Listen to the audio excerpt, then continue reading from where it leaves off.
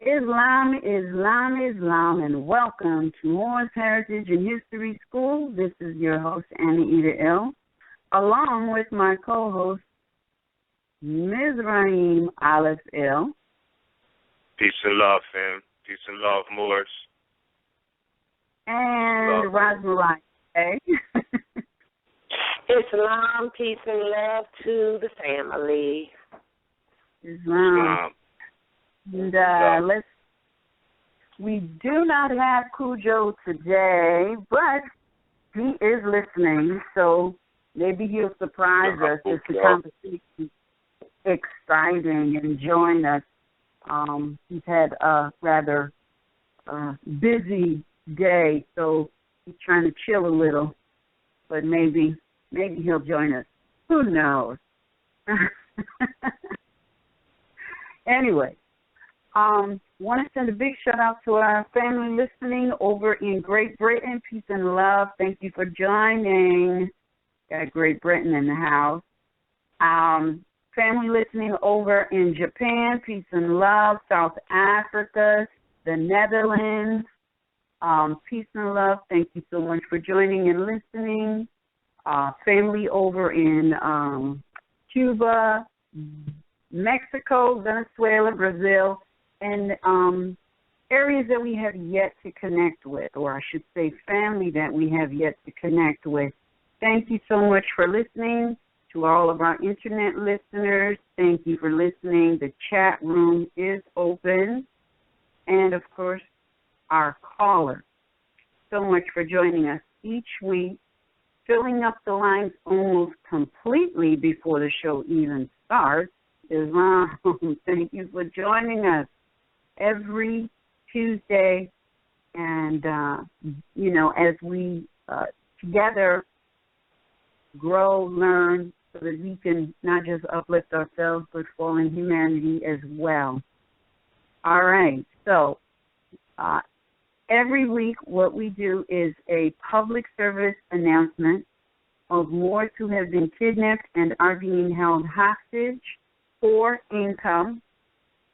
These are Moors who have been kidnapped by these corporations disguised as county, city, town, township, borough, when they are in fact corporations. I say that because many of us have not done the history on all county, city, town, township, boroughs. If we did see that they are corporations, they make no secret of that fact. If you go on the World Wide Web, they have an internet site, and it tells you the day they were incorporated as a corporation.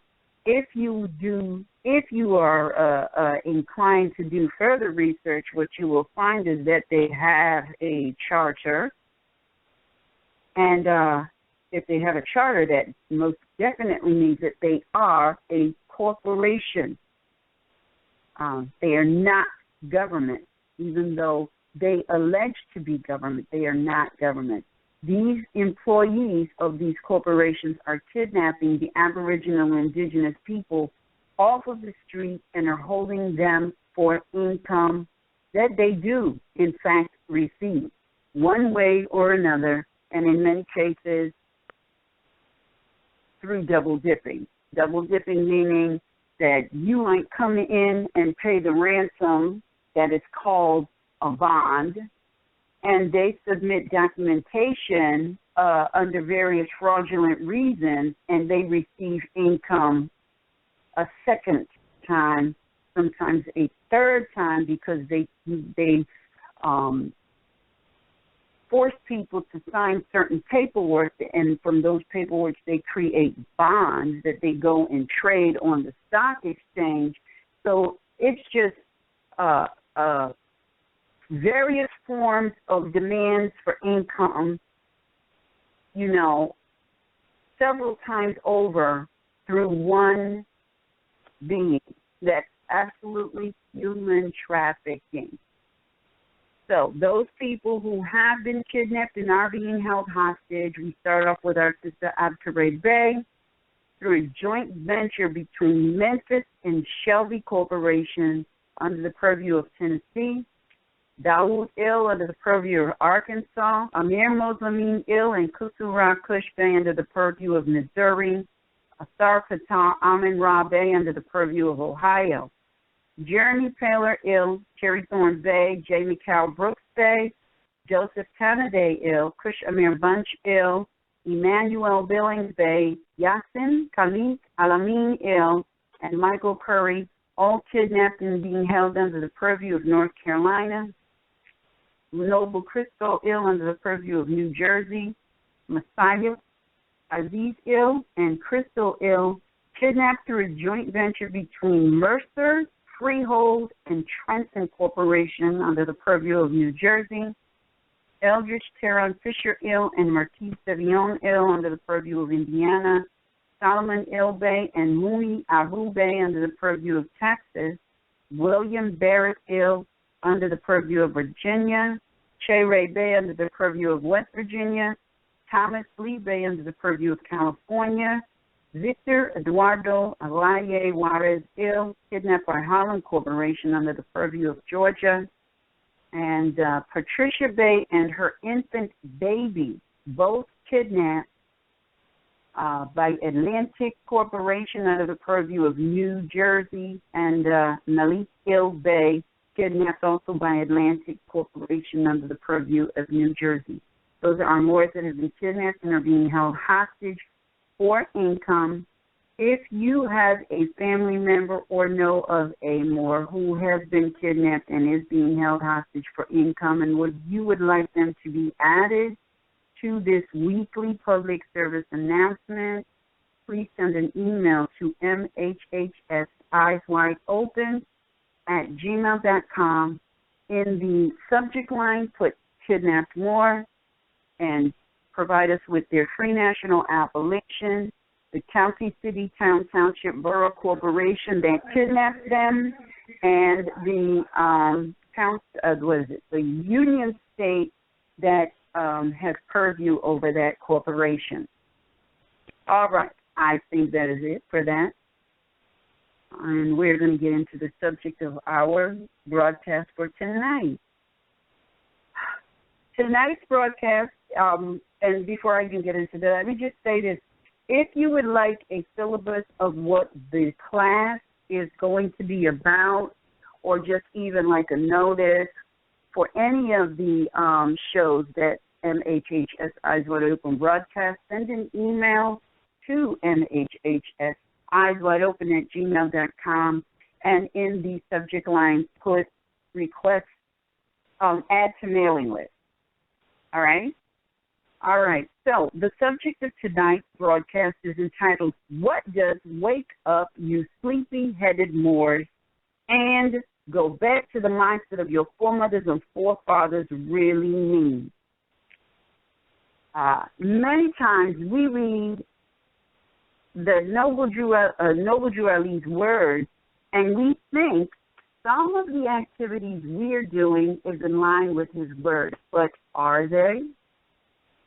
Are we compartmentalizing the wisdom of his words, or are we implementing them across the board? Tonight we will discuss this, and we trust that it will help all, especially you mothers out there, to really look at how you are first and last practicing the age-old adage, first know thyself. Now, you do realize that is science, Moorish science, that is, for all Moors. Where and how do we get that? Now, this particular thought came about today because we were talking about a number of various different subjects. I'm trusting that I'll remember everything that we talked about, but we started out with this so-called education system. The current education system, initially, when it was started, and today, it was never designed, and it is not doing this today. It is not there to educate. It is not there to inform. It is not there to help you to be the creative being that you are. It is not there to help you explore yourself and manifest it out. It is there to help to mentally condition you to do one thing and one thing only. Never ask questions and follow directions. I can tell you, I homeschooled my children for a year. And the surprising thing that I learned from that is that it is so easy to educate, because you're really not educating anyone. What you're really doing is you're helping them to grow from the inside out. So you're really not educating anyone. You're helping them to find themselves.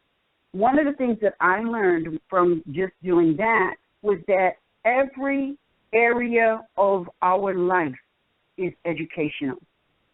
Every area. If you are cooking, that is educational. If you're grocery shopping, that's educational. If you are planting, whether it's flowers, just plants because you like to have green plants around you, or fruits and vegetables, nourishments, that's educational. If you're traveling, going from point A to point B, that's educational. So really, there is no reason for us to really be sending our children to these institutions.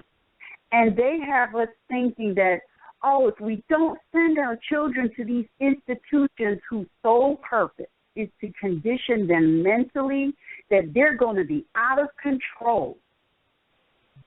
I know from my own experience, my children were excited about learning and embraced it until they went into those institutions and they got stifled by these so-called adults who also were conditioned to reinforce the same stifling that they had received onto the children. And, of course, they had a few more Europeans sprinkled throughout there to make sure that they never deviated from the plan.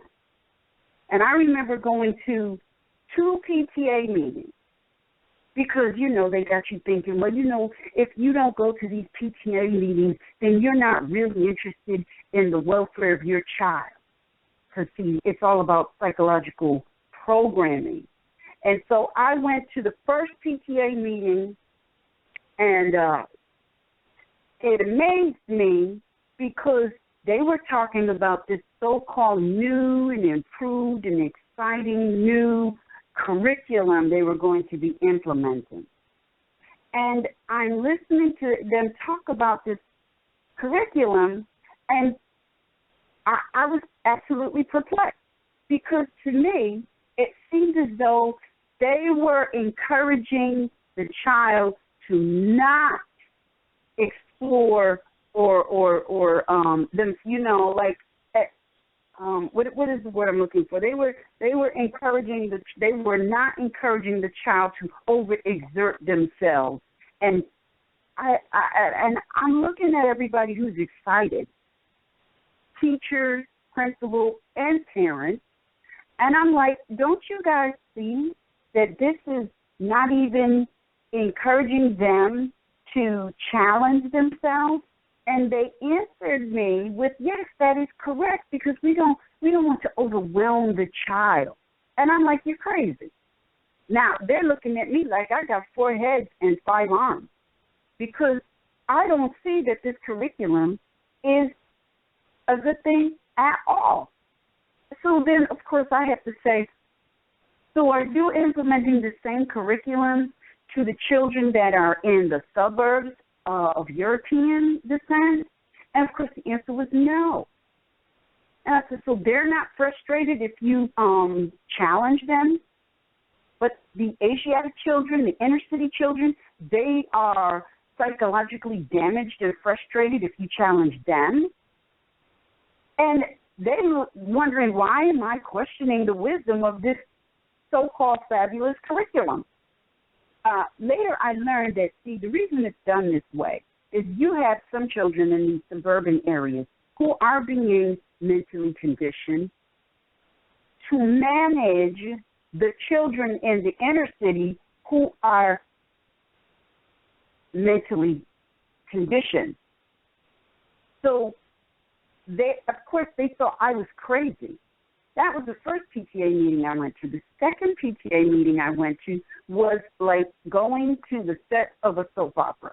Because I'm going there, and I'm like, okay, I'm interested. I want to be involved in my child's education, and I don't want them to look at me as though she doesn't care about her child because she doesn't come to the PTA meeting. So I went to the second meeting, and it was Drama City. And, of course, the drama had to come from our people.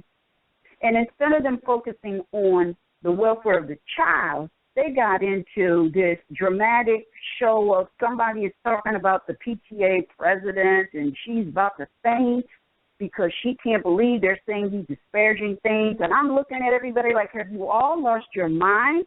And this is what it's supposed to be, supposedly, at that time, educating our children? No, we got to wake up. We really got to wake up. So that was one subject. And then we started talking about, okay, they're conditioning our children to do what? The mental conditioning is so that our children get into these so-called careers and they get these Federal Reserve notes. Now, the irony of it is that we never needed the Federal Reserve notes. And the Federal Reserve Corporation is on record as saying that the only reason that those notes are accepted is because the people put their faith in it, and in fact they are worthless pieces of paper. But we've been mentally conditioned to go and get a job. And with the majority of the jobs, they are designed to further infringe on the people's liberty. So we're getting paid to continue a system that really enables us to receive those Federal Reserve notes because we are participating in injury to our brothers and sisters. You can't get paid unless you're in one of these jobs, and every last one of these jobs are designed to profit off of the pain and suffering of our brothers and sisters. But here's the rub. Many of us run around and we're like, oh, I'm a Moor. Because you find a name correction and proclamation paper, you're a Moor and you're conscious. But the same Moors who feel that way is chasing the Federal Reserve note and will tell you, well, the corporation is bankrupt. Well, if the corporation is bankrupt, why are you chasing Federal Reserve notes? Why aren't we individually and collectively trying to figure out how we can get out of that? Since it's based off of the faith of the people, why don't we remove our faith from that? How do we do that? Everybody's always, 1933, the corporation went bankrupt. It's a corporation. Okay, so if it was a corporation that went bankrupt in 1933, well, then you need to do the history and go from 1933 back. What will that tell you? It will tell you that the Federal Reserve note, the entire Federal Reserve went into effect in 1933, and they conditioned us mentally for 20 years. 20 years to accept the Federal Reserve note as the only means of exchange, and from 1933, it went perpetually. It's implemented perpetually. They don't have to do nothing. So if we really want to go back to the mindset of our foremothers and forefathers, we got to first wake up and say, hold on, what were we doing prior to 1913? Because we were living, and we lived in nice homes. We had a lot of land, and we were growing things, we were eating, we were traveling, we were self-sufficient. What were we doing? Has anybody researched that? What's crazy is today you can go to, if I give a plant to some people, in a year you go back and you'll only find dirt because we don't even know how to plant. Yet we're supposed to be Moors. And if you're a Moor, you're supposed to know the science. We don't even know the science. We get into this thing where we say, oh, we learn a little bit, and then we want to go out and teach. Beginning and the end of everybody's life purpose is first, know thyself. Your whole life is about learning you. Your whole life lesson is about learning you. It's not, let me get a smidgen of information and then go out and teach. It's never the reason. That's never the purpose. And if you look at many teachers out there, many of them never wanted to teach, but that was their life purpose for a specific growth in them. It had absolutely nothing to do with the ego. So, I said all that to say this. Are you sleepy Moors really awake? Are you really and truly studying your foremothers and forefathers so that you can go back? Do you really think that just because you signed a name correction and proclamation papers that now you're awake? Wake up, you sleepy-headed Moors. Islam.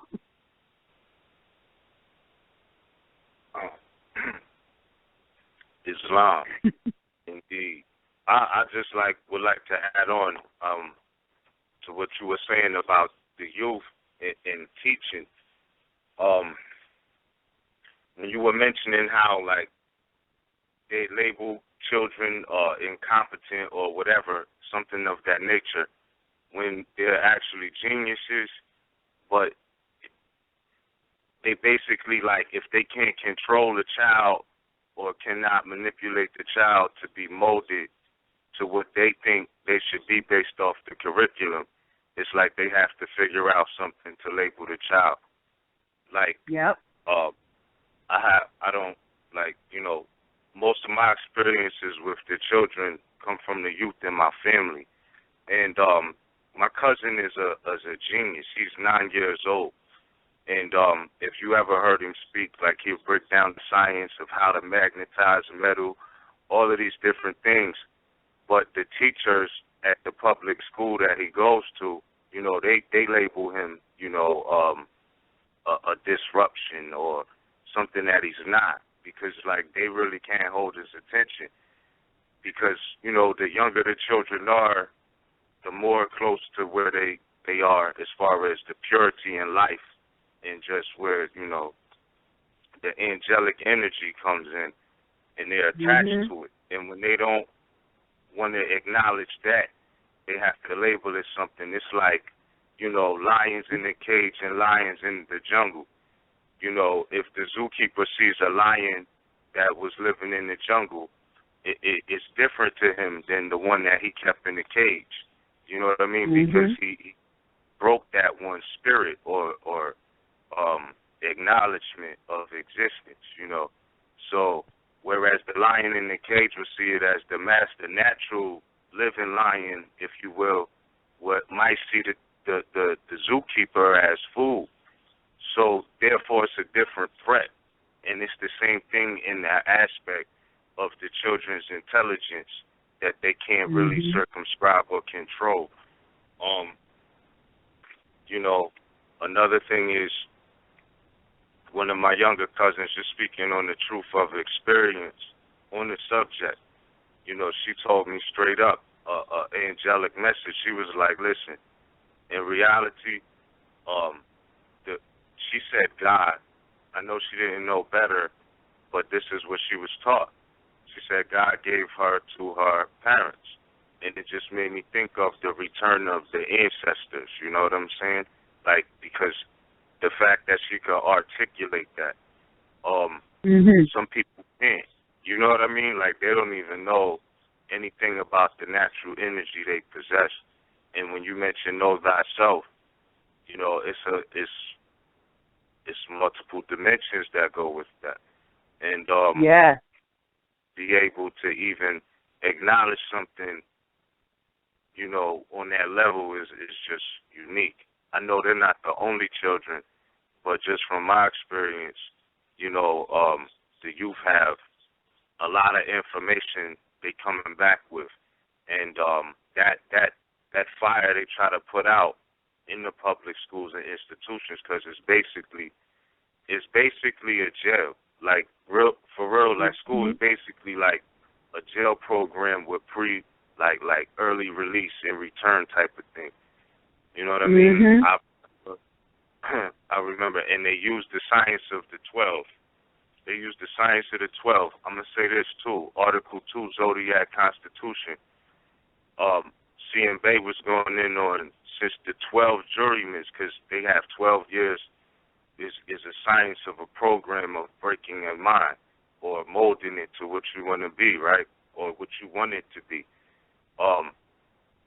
So you know that's just the obverse of the science of the purity of the zodiac. But like they got 12 years of high school, 12 years of school, you know, grade school and high school, general standard for their institution, which 12 is a significant number, you know. But like CM Bay said, since the 12 jurymen of the 48 Union States Magna Charta document, now we know, you know, Europeans are not white people, but I'm quoting verbatim. It says white supremacy, you know, quote unquote. And the 9 judges of their Supreme Court were founded upon Moorish Zodiac 12 Signs Mathematic Constitution. Therefore, the lawmakers have no jurisdiction over the free Moors, the Bays, and Ills. So based off the fact that even they practicing your science of the 12, you know, for L's and Bays, they can't say, well, you don't have the right to homeschool your child because, like, they don't have jurisdiction in all reality.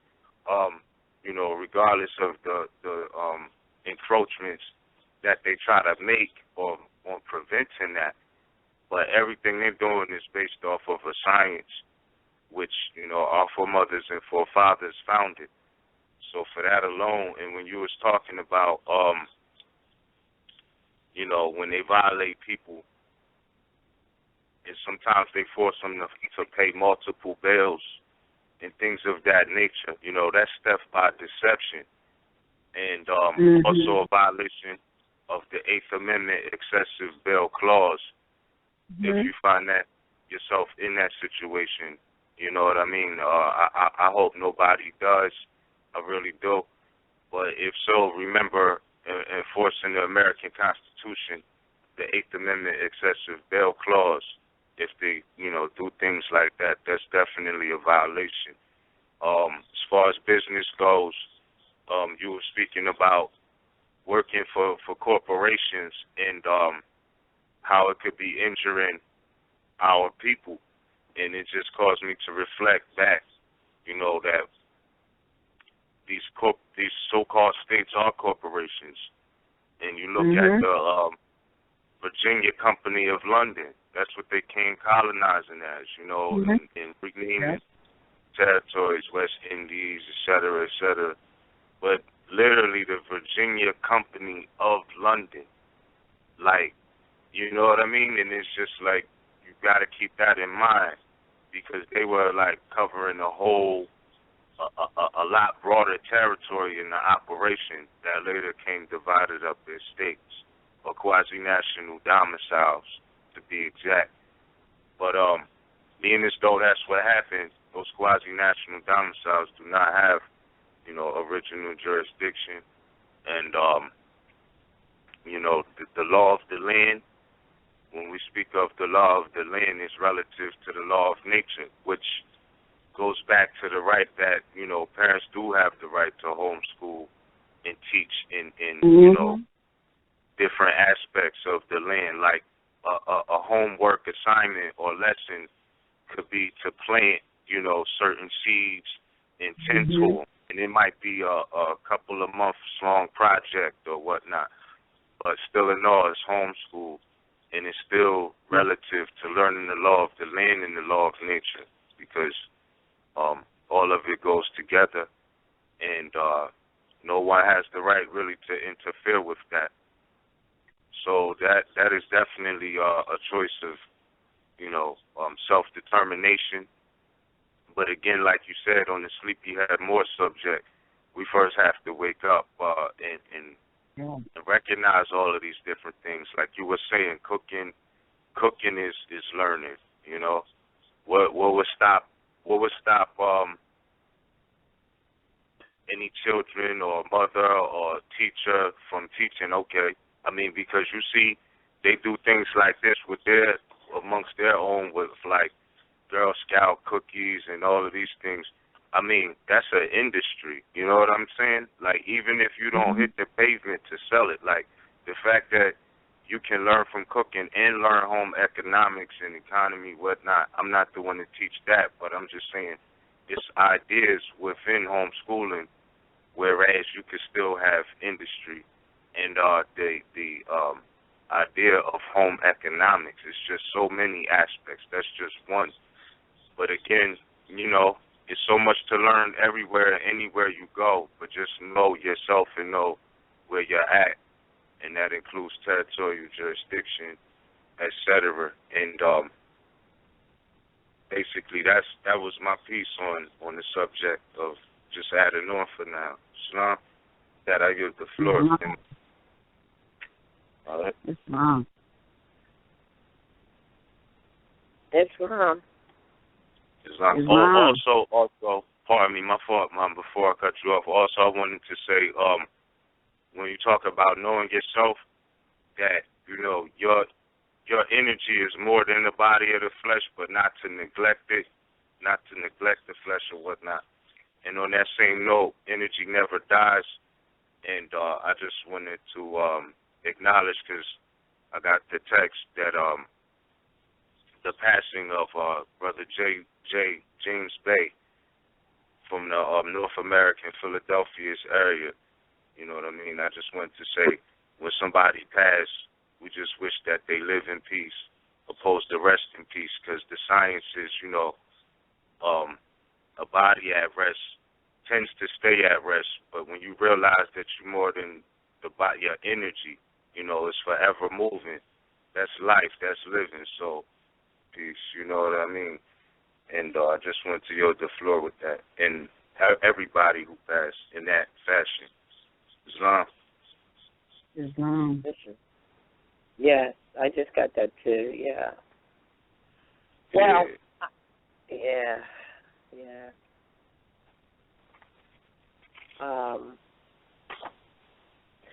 I would say this, that, I'm going to go back to the words of Prophet Ali when he was discussing things and established institutions for the cause that we have of uplifting fallen humanity and bringing the people back to the constitutional form of government so that we could all be greater and better citizens of whatever rank. And being nationals, that's what we are. If not for the nationals, there would be no citizens of other ranks.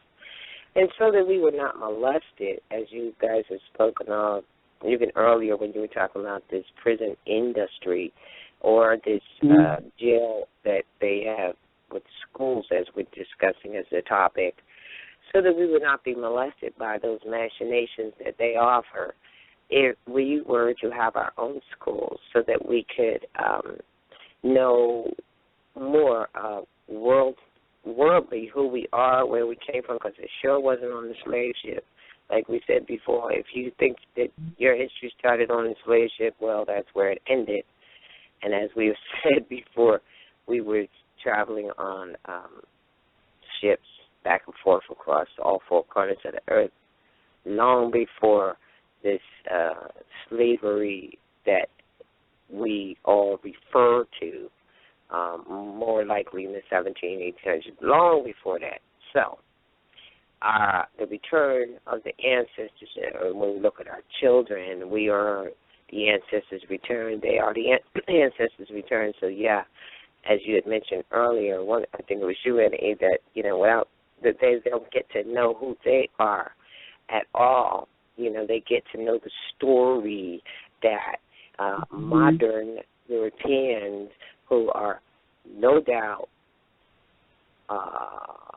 occupying or were invited and allowed to be on this land with their displaced, they are the displaced ones to be on this land, and suddenly somehow we flip the script and they're teaching your child about their history? I don't think so. I mean, it's just we can all, you don't have to believe us, just check out and see how they started out. 1472, Christopher Columbus sailed the ocean blue. I mean, and then from there on, they're only talking about their own family accomplishments. Yes. You don't need me or anyone else to tell you that. You yourself, for most people that are listening, have gone through the school system and you know that it's true. This is all that they're actually, they are going back to the mindsets of their foremothers and forefathers as it pertains to being on your ancestral estate. They are in your house teaching their stuff but ignoring completely what has gone on and is going on. So how is it that we could send our children to the schools that they are managing and they are teaching their heritage, their history? It's so clear. It's like, we don't even need to think about this. It proves itself. And even with that, there was, if we go to the 8th grade test, that was a public school test in Salinas, Kansas, or what they call Salinas, Kansas, and that was in 1895. Even in that test that the 8th graders had to know, they show right there that Christopher Columbus came and what he thought was trees was really the Native Americans. And they made the distinction that they're not, he called them Indians, but they're not that. They are the Native Americans. And they were of brown skin. That's why they used trees. What he thought was trees was really Native Americans. And that's appropriate, too, because the trees are the living things, and everything is connected to every other living thing. But they are telling you. So we're sending our children to school to learn their history from their perspective. And then, labeling your children who come to now with the absolute inherent resistance to limited education. And that was expressed, Ms., you just expressed that. Your children are having a resistance, I'm going to say it again, to limited education or limited knowledge. They are having a resistance to it. And so, inherently, and so now they're labeling them because they won't go along with the program. And then you want to be as a parent and check and see what the program is to find out that they're simply teaching about their, one of your parents, heritage or their history and not including your child. And it's offensive to the child. And so they give them a bunch of names, and alphabets as they call them, and then you couple that with the food that we are allowing ourselves to eat and our children that also contribute to their chemical disorders and brain disorders or chemical in the brain. I mean, it's just a disaster. Now, here's the thing. I know a lot of people listening, parents listening, they're hearing us say, yeah, we got to home. There's nothing wrong with homeschooling. Well, let's be honest with ourselves. On series, let's be honest with ourselves. We don't know what to teach them. Most parents don't know what to teach them because you can't teach what you don't know. But I can tell you one thing, as mentioned, if the child, if anything at all, gets basic fundamentals, like counting, how to add, subtract, and multiply, because, adding and multiplying, multiplication is adding, right? And division, and they're all the same. It's what do you call algebra, right? So if they get the basic foundation, which again is found through being in the kitchen, if you use cooking and measuring, foundation of stuff. Learn the ABCs. You can teach them that. Learn how to spell. You can do that. They can learn that if they have the keys, which is foundational. You know what I mean? And then you would have children such as what was mentioned earlier that'll tell you about magnetic polarity, that'll tell you about scientific stuff. Why? Because his mind or her mind is able to be free to think, to be, to analyze, to experience. And they will bring back to you or bring to you. I say bring back to you because we've lost our memory on these things, I guess. They will bring it to you. They are already closer to coming, as was said earlier. So giving them the foundation is just as much as, you know, you have a child and you feed them because they need food. I mean, you know, it's not complicated. The modern Europeans have complicated everything because they just complicated the most simplest things. But, again, for those who don't know what to do, you want to figure it out because it will be and it will come where everything is back in the hands of the natural people. And so we naturally have to act like we're natural people and stop trying to be accepted into the modern Europeans' programs. Oh, let's see if they like it. Right, you know, that's the mental programming and training that has been done. Well, you know, we got to go to the state and get permission, and, you know, even when they did the charter schools, we got to go and get their permission and all this kind of stuff. We got to, like, release ourselves from that. I do want to say this. Sister called a text yesterday. I didn't get back to her on it, but she said, believe this or not. And she'll probably call in tonight, I'm pretty sure. I meant to text her and say we're going to discuss that. Here's what some of these corporations and these municipalities, counties, townships that you think you live in is doing. And wanting to say sign your child, and I hope they call in and they can, you know, express it even with more detail, and wanting to sign your child up for, say, a little league or a football team or whatever it is, a soccer, whatever it is. Yeah, did you get that message too? Guess what they're doing? Guess what they're doing? They don't even want to see your birth certificate anymore. We're live birth record. Because, believe me, a birth certificate is not a live birth record. They want you to take whatever you got, the birth certificate, okay, whatever it is, whatever you want to call that, and take it and get a state ID in order for your child to play softball or football. Look at that maneuvering they just did, and here's the problem. Those who know that they don't have to go along with that at all in that respect.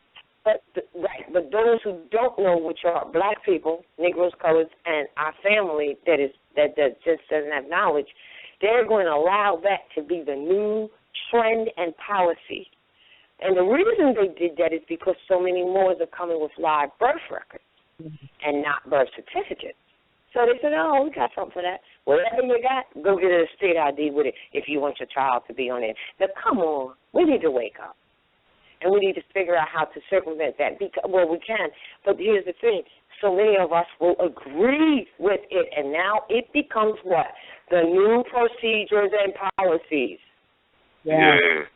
It's wild. Well, you know, it's interesting you say that because I remember we were talking a couple of weeks ago, and people, you know, this is why you got to study. You got to study, and you, look, this is not something that anybody needs to be angry or upset about, because really, and you know, let me suggest to everyone, get the Prophecies and the Statements book by Prophet Noble Drew Ali and read it every day, because it will help put a lot of things in perspective. For example, we talk about these things, and a lot of people might think, especially you Virgos out there, what's the point? Analytical mind. They got us there. If you try to go to the right, they got us there. You say you enforce the Constitution, but as soon as you enforce the Constitution, you know, now you got a whole everyday challenge with these modern years. What's the point? Here's the point. Doesn't matter. This is a quote. It doesn't matter what it might look like. In the end, it's all going to end up in the hands of the Moors. So, and that's in the prophecies and the statements. So read the prophecies and the statements every day. Keep that in the front of your mind. But pay attention to what these modern Europeans are doing, because they are so freaking desperate. Desperate. Because Moors are waking up. Not just Moors now. Modern Europeans, they're waking up too. Everybody is declaring their nationality. Everybody. Now, what does that mean? You've got to know that these counties, cities, towns, township, boroughs, they are all, every last one of them, they are companies. Today they were incorporated and they're considered corporations, but every last one of them started as a company.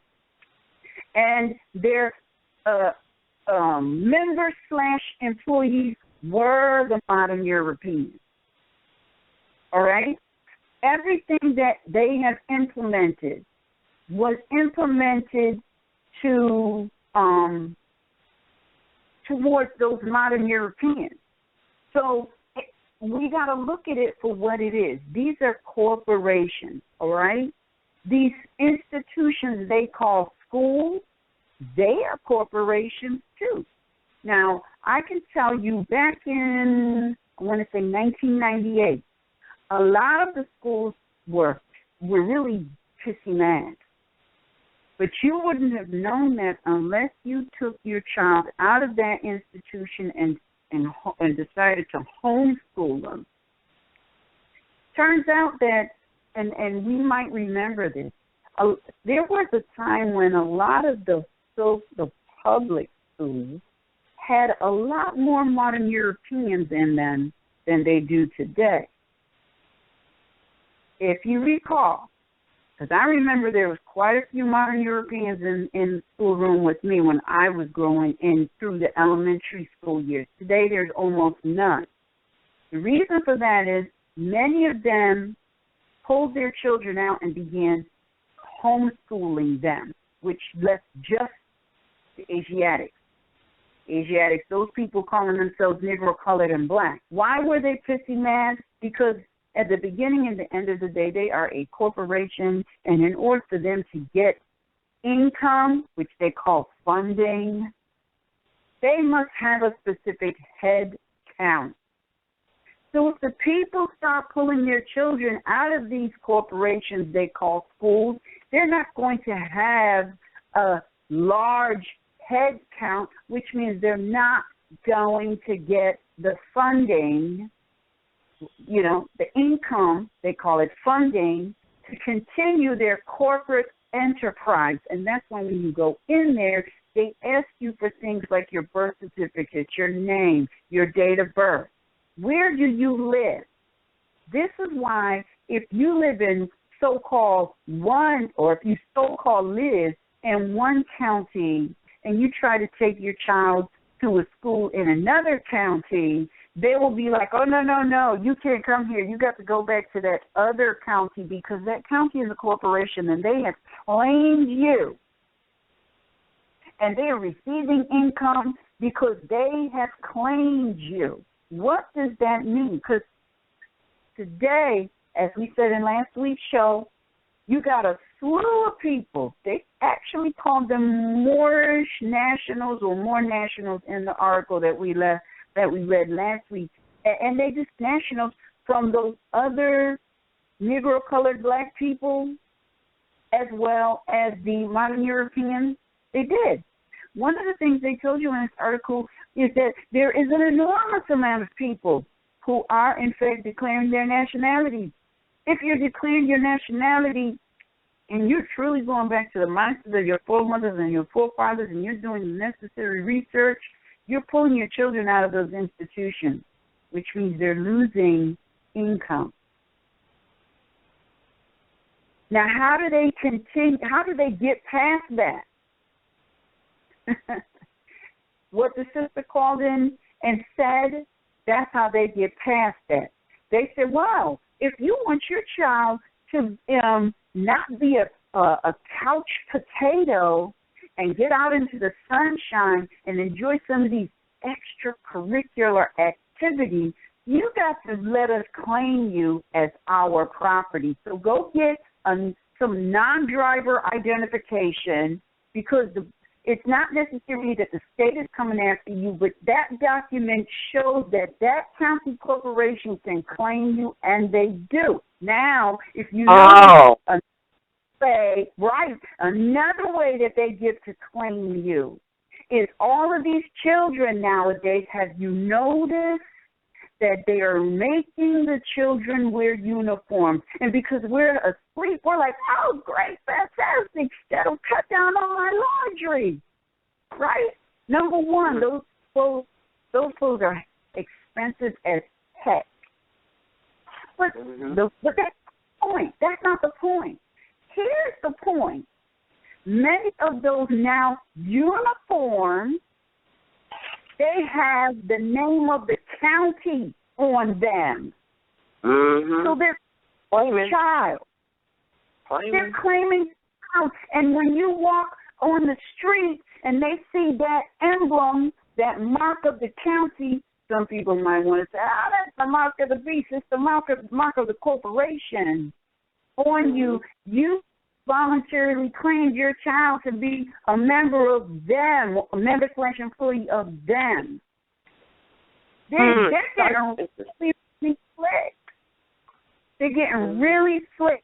And Ms. mentioned, schools and their former prisons. Many people, myself included, back when I was going to, they rebuilt the because the building that the original high school building in our area, it is straight up brick, all right?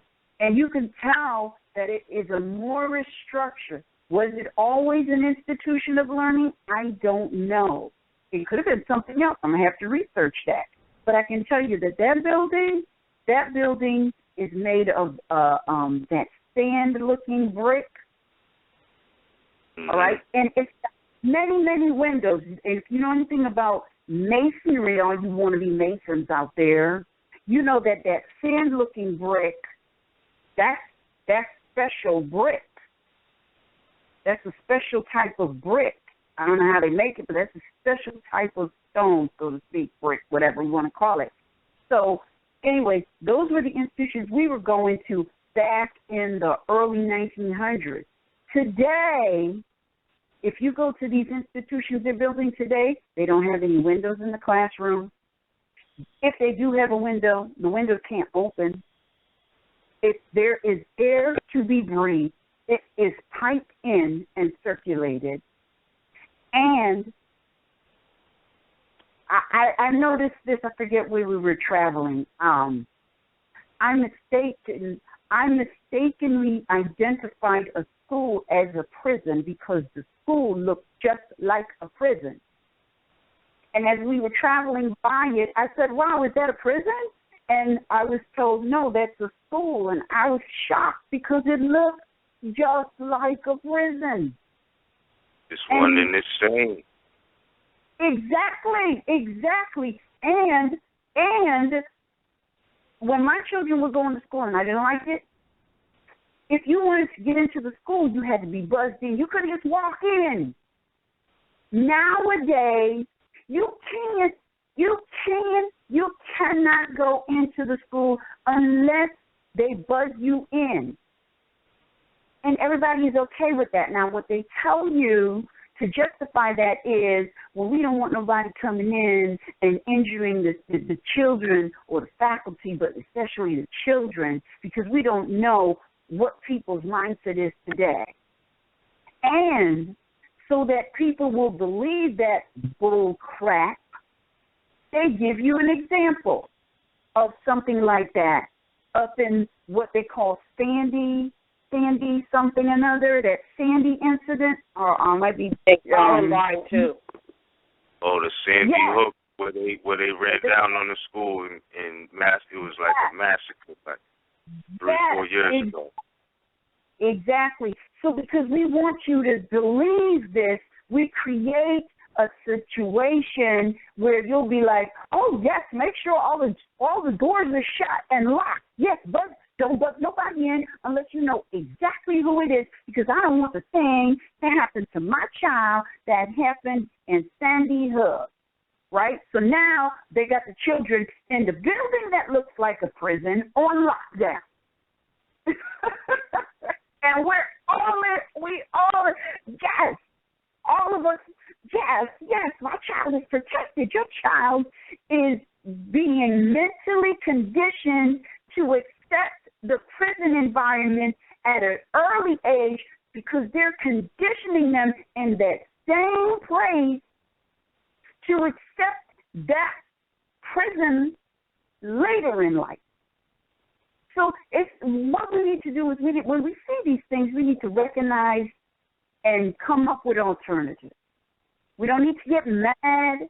We certainly don't need to petition the corporation to give us something better. Hey, can you build us some schools with a couple of windows so that it doesn't feel so much like a prison? Give me a break. Know that it's a corporation and their sole purpose is to collect income off of you, because the corporation cannot receive income because it does not exist. It is the cover. The way that they get income is through manipulating the flesh and blood being in one way or another. Mm-hmm. Trick. And the only way that they can trick you is if you really believe that when you went to that institution, you was taught.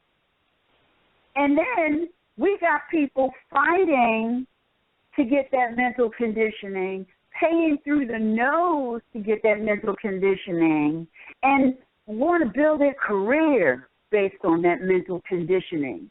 None of those things really exist. It's all a trick. Tricks, wonderful tricks. You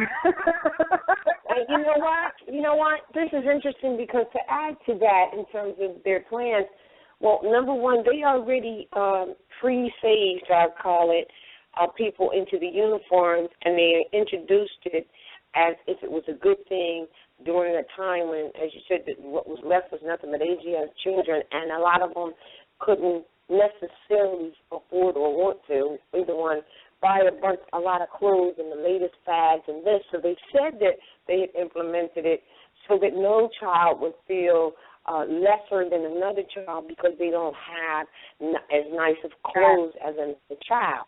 And that seemed reasonable and acceptable, and that kind of came in, as the undertone to why to get you programmed or used to that thing. Now not that thing of the children wearing uniforms.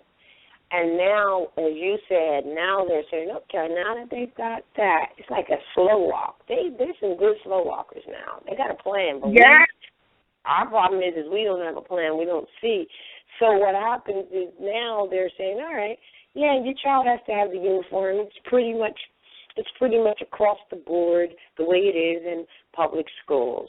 So now we're going to throw on the tag, the brand of the corporation in which they live in that you think is a town. It's the corporation or municipality, wherever it may be.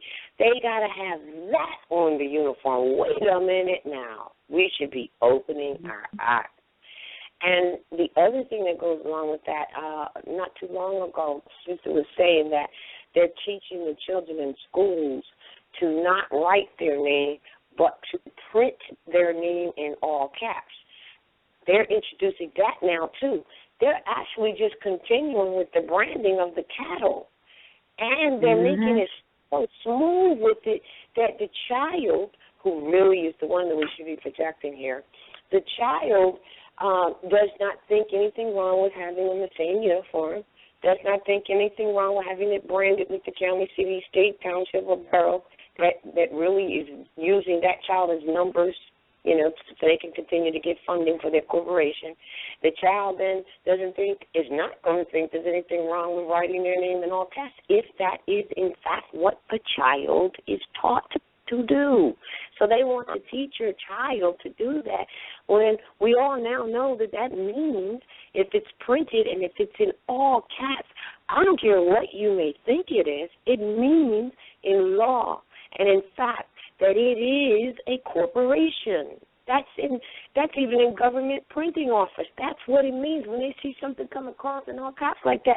That is a corporation. It's representing a corporation. Period. End of story. That's it. That's all. So now they're teaching your children to come up to that plate and wear the uniform, wear the brand of the corporation in the uniform, because, we got them to wear the uniform. They're comfortable. And now, from the addition that we just brought in is, they want to, do some extracurricular activity, no problem. Make sure you take that live birth record you say you have, or whatever it is you say you have.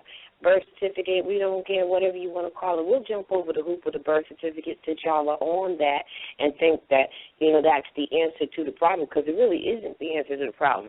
And let me tell you why the birth certificate isn't the answer to the problem, or anything that has to do with the birth certificate is not the answer to the problem, because it is an instrument that's really a bond. It proves human trafficking, so we need to get over that. We need to get over that already, and understand that we're being led to what really is and not what we thought it was. See, we're like, no, we just found out that this is what this is, or at least we think we found out. But it's more than that. It's more than what meets your eye on this situation. So all they're going to do is come up with something else. So for them to come up with, take whatever you got, but bring back what? What is it that they're having you bring back? A state ID for a 5-year-old. That's some sick stuff. Morris, wake up, you sleepy-headed Morris. It's like, no doubt. I definitely want to know, the details, that's just crazy. But at the same time, like you said, there has to be solutions. When you was mentioning about the children wearing uniforms, if you notice, they besides those private Catholic schools, they are only really trying to do that in Moorish communities, really, where Asiatics are. Because if you look at European schools, well, they're all European schools, but where Europeans are heavily concentrated, for lack of a better word, or where they keep themselves at, suburban areas out in the woods and whatnot. They're not doing that. They're not, requiring a uniform unless they're those private Catholic schools. And it's that's almost, that is a violation of, freedom of expression, as well as, forcing somebody's religion on you, because that's what the Catholic schools do, or those types of schools. But, for them to enforce that, you have to wear a uniform, well, you really don't even really have to be there if you have a curriculum to teach from. But, again, with people saying you have to have a state ID to be a part of any public function, that's definitely a discrimination suit. But like you said, you don't have to petition them. There is alternatives or whatnot, but definitely not anybody discriminating on your nationality and status that goes with it. There's that's right. But because Moors, and I'm talking about the ones that still call themselves Negroes, colors, and blacks, they're still Moors for real. Because they don't know that, they're agreeing to it. They're agreeing to it, and now it becomes new policy. You see what I'm saying? And so we're not one. We're not acting like one family at all. Well, you're right. But also, we got some declared Moors who also have that same mindset. Now, I'm saying it's not to point the finger, not to make anybody feel bad or terrible about the decisions that they have made. That's not what I'm saying. That's not what we are saying. The purpose for this and previous and future broadcasts is just to get people to think, because we have, every last one of us, we have all been conditioned, and some of us have come out from underneath the conditioning by degrees. But be clear, we are all still functioning under some degree of conditioning. It it's just the nature of our journey. So when we say these things, we're saying it so that people can recognize, oh, this is part of that mental conditioning. Oh, wow, look, I've been accepting this, and really it's been designed to work against me. So let me come up with an alternative. Now that alternative doesn't mean, okay, I'm going to create a new fight with these modern Europeans. There's no reason to fight. Your unalienable rights have already been identified. It is on the record. You just need to step into it, like the prophet said, and enforce the Constitution. It's not a fight. It's already a done deal. But you got to know who is who and what is what. And today, I think more than ever, there's a lot of more who are going to these corporations that are they call themselves county, city, town, township, borough, and you're asking them for something as though they are government. When you would you would take a totally different approach if, for example, the same thing was given to you, the same situations were given to you by, say, a Midas or a Macy's or a Walmart. You would know exactly what to do. The mental conditioning that we all suffer under has us going and asking these corporations that are nothing more than a Walmart, Midas, or even a Macy's. We're asking them, can you acknowledge my documents? Or we're going and we're trying to put things in their corporate folder. You know, we think it's going to the county to record something. Baby, you're with the county. The county is ancient. It's from the Moors. The corporation, the county corporation that has been incorporated has been, for lack of a better word, hijacked by the modern Europeans. It's not the same thing. You Moors, you're the county. Specifically, the British ones, the county. Specifically, that the British goes back ones. to what Noble Drew Ali said about a beggar people cannot attain the highest spirituality within them. I didn't want to cut your wisdom, but that was a thought of what you were saying. Exactly. You can't, and see, this is the mental, and Roz really put it pinned it when, because really when you go back into the history, every single thing has been about trading places. Every single thing. You got to know our history. These county corporations, they were initially set up as corporations. They're still corporations. The state, the union state, they were set up as companies. They're still companies. All right? Because the Constitution was written to keep all corporations from infringing on the rights of the people.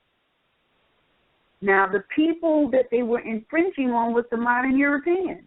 The schools that established that we fight to get our children into, they were established for the modern Europeans. And their purpose, teach them, mentally condition them to take the place of their mother and father in the work field. Yep. And now, changed places. We got our children in the role of the slave servant, and we're fighting the county company to get our children into these schools, and then they really blow us away. When it's a magnet school or it's a Montessori school. It's a mental conditioning institution. That's all it is. Because if you go back to the mindset of our foremothers and forefathers, our children, we learned by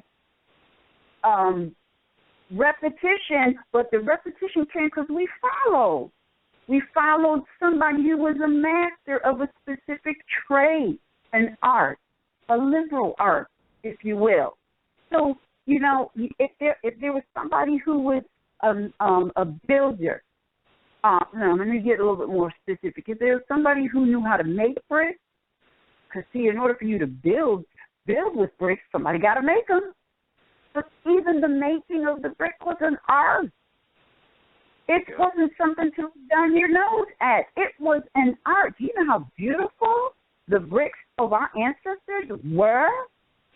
They weren't just what they put together today and plop one on top of the other. I said plop one on top of the other. And many more who work in construction today know exactly what I'm talking about. They plop bricks, stones, one on top of the other. There's not an art in it today. But if you go back into our history, you will see the art. You don't plop nothing. Everything was strategically, geometrically, scientifically put together. And that's why they can't figure out the pyramids to this very day. And it's in our DNA, the information, but we're so out of our mind we can't tap into the memory of that and bring it forward. So that's why if you go to the pyramids today, you wonder, how the heck did they paint these ceilings that are like 25 feet high? And there's no sign of light in there, right?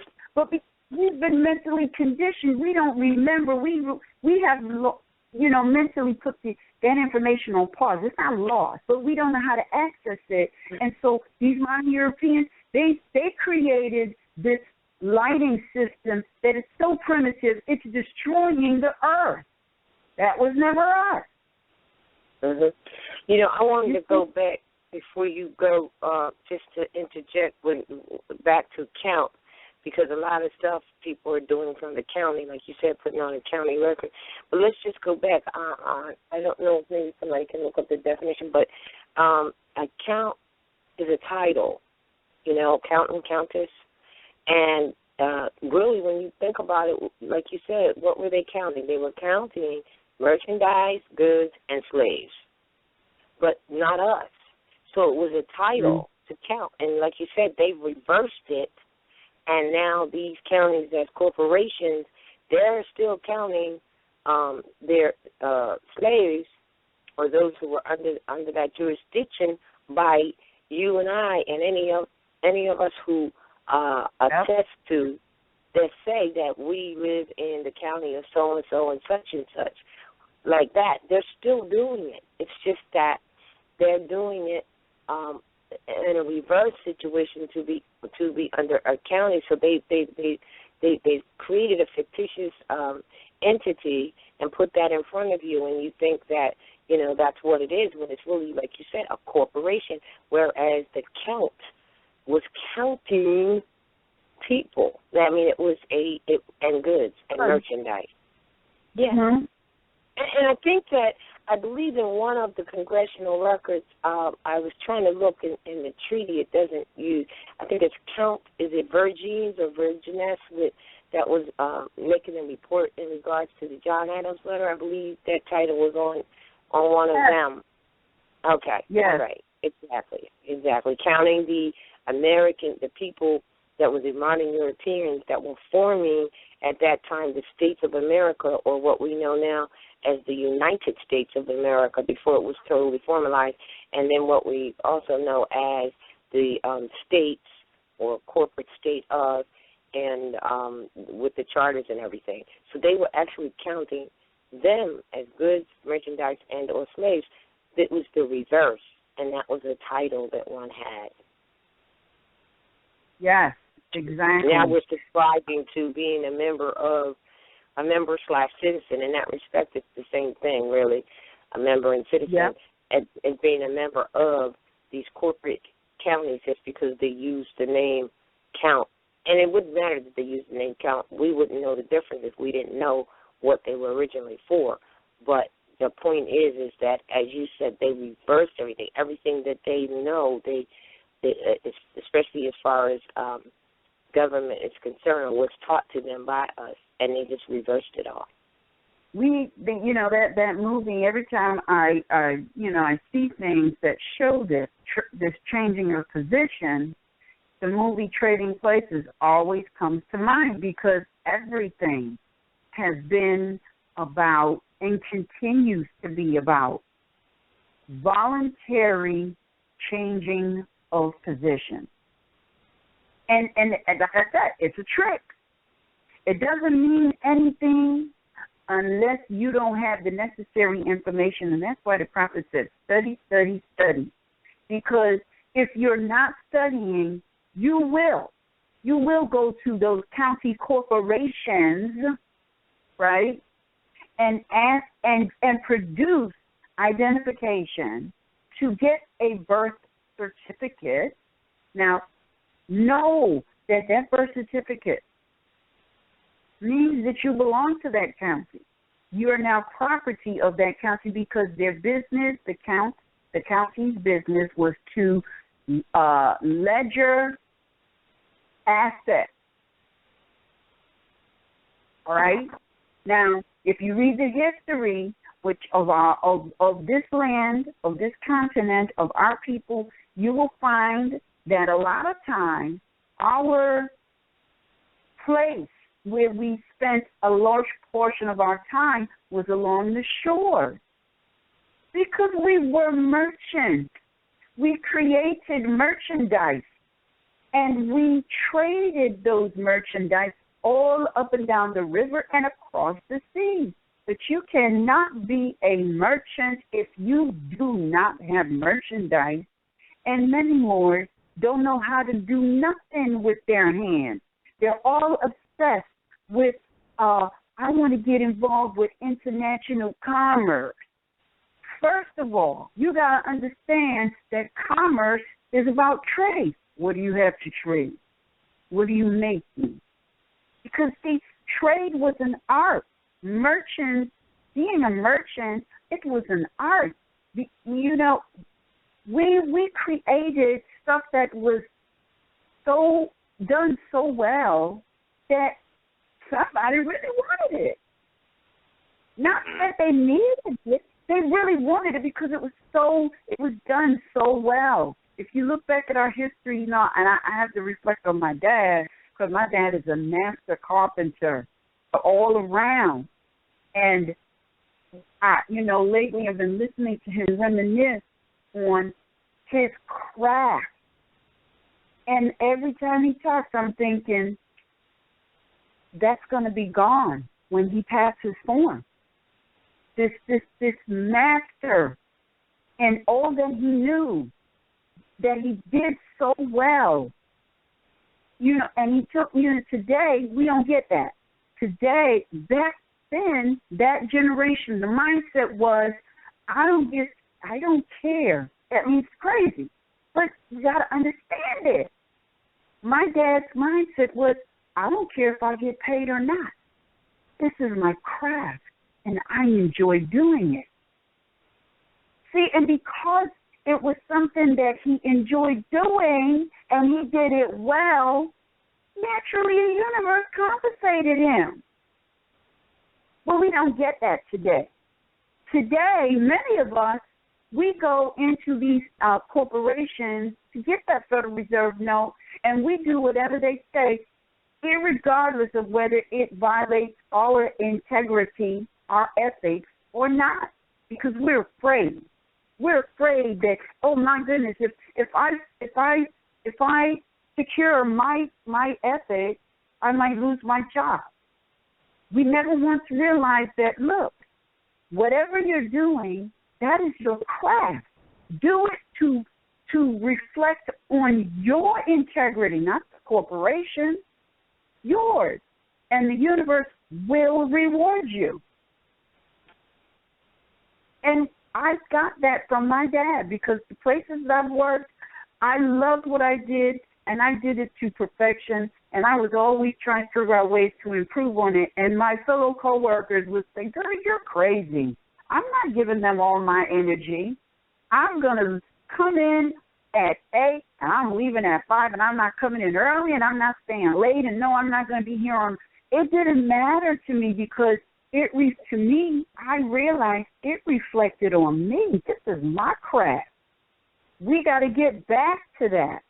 We can't throw that out thinking, oh, I'm enriching a corporation. No, it's your integrity. It's your ethics.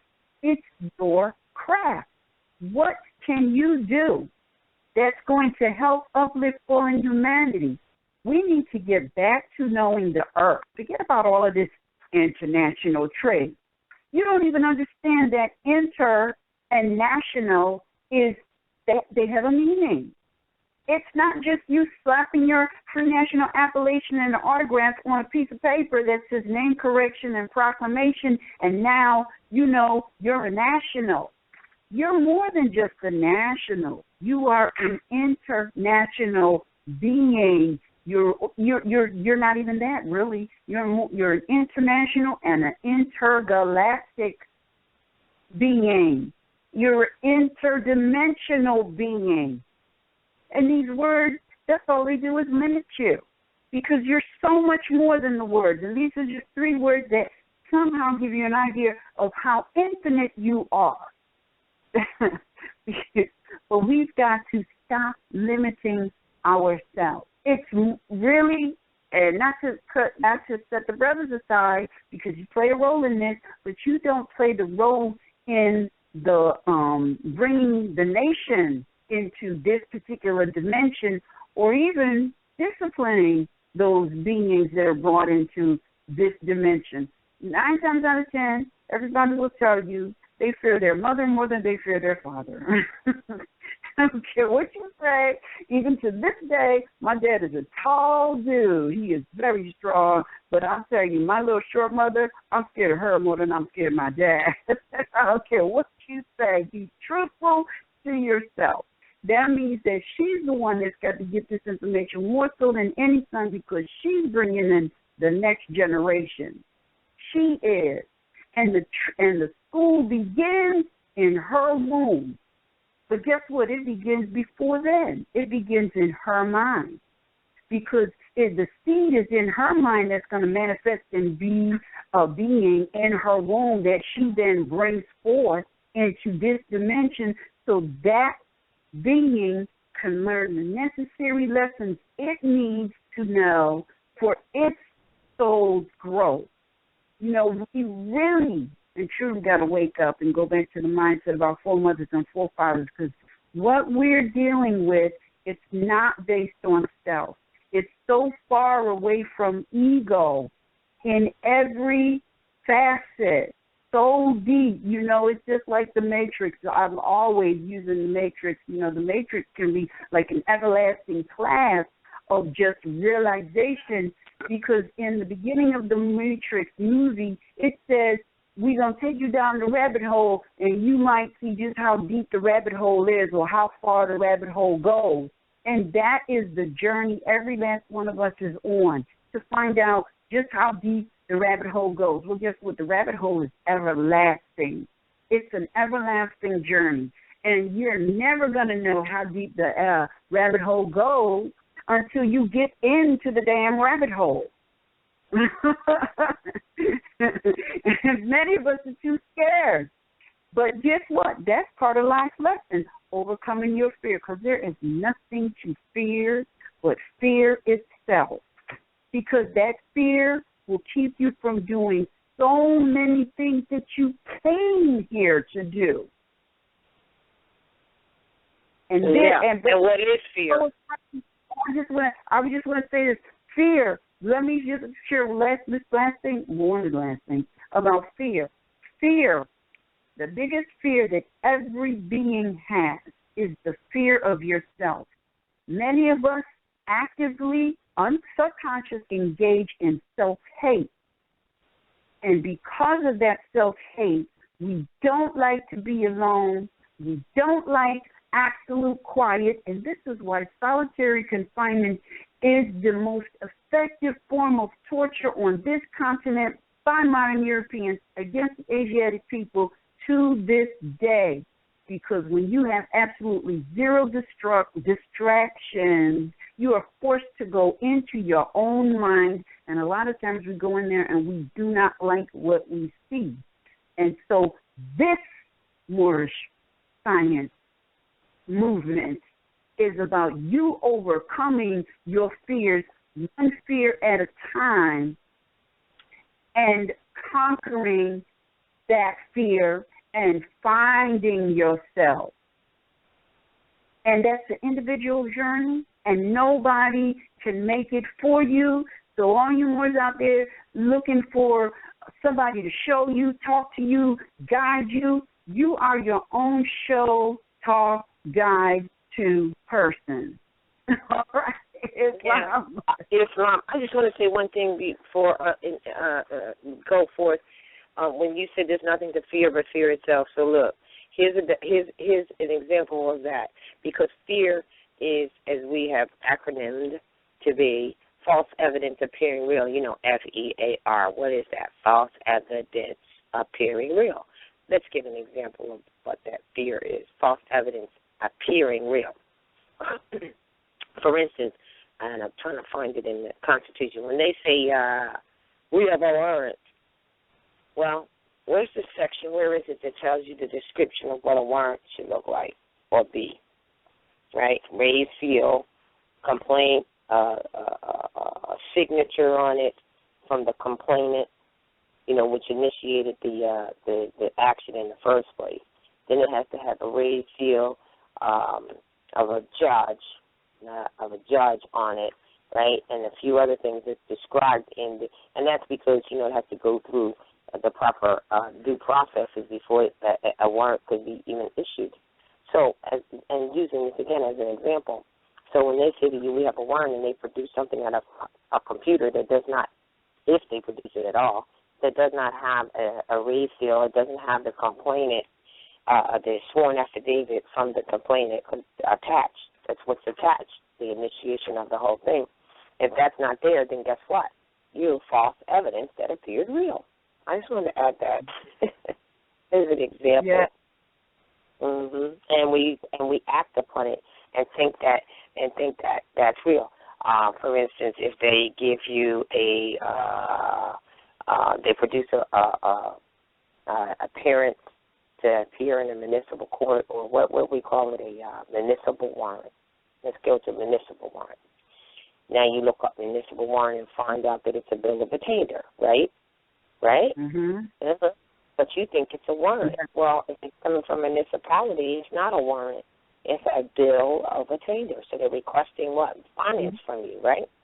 And now that's all they're doing. But you think it's a real, quote-unquote, warrant from a municipal warrant, or a warrant from a municipality, which if it did come from them, it's not a warrant. It's a bill of attainder. And then you go to the Constitution and say, Section 9 for states and 10 for Congress. 9 for Congress. 9 for Congress, what they can and cannot do, and 10 for what the states can and cannot do. And in both cases, it says they cannot produce bills of attainder. Or what's the other word they use? Bills of attainder. And what's the other word for that? Pains and penalties. Well, that too. Yeah. A bill of attainder is also, what's the other name we would call a bill of attainder? Bill of exchange. Bill of exchange, thank you, that's it. So it's they're forbidden to even produce those things. So this is how you identify what is false.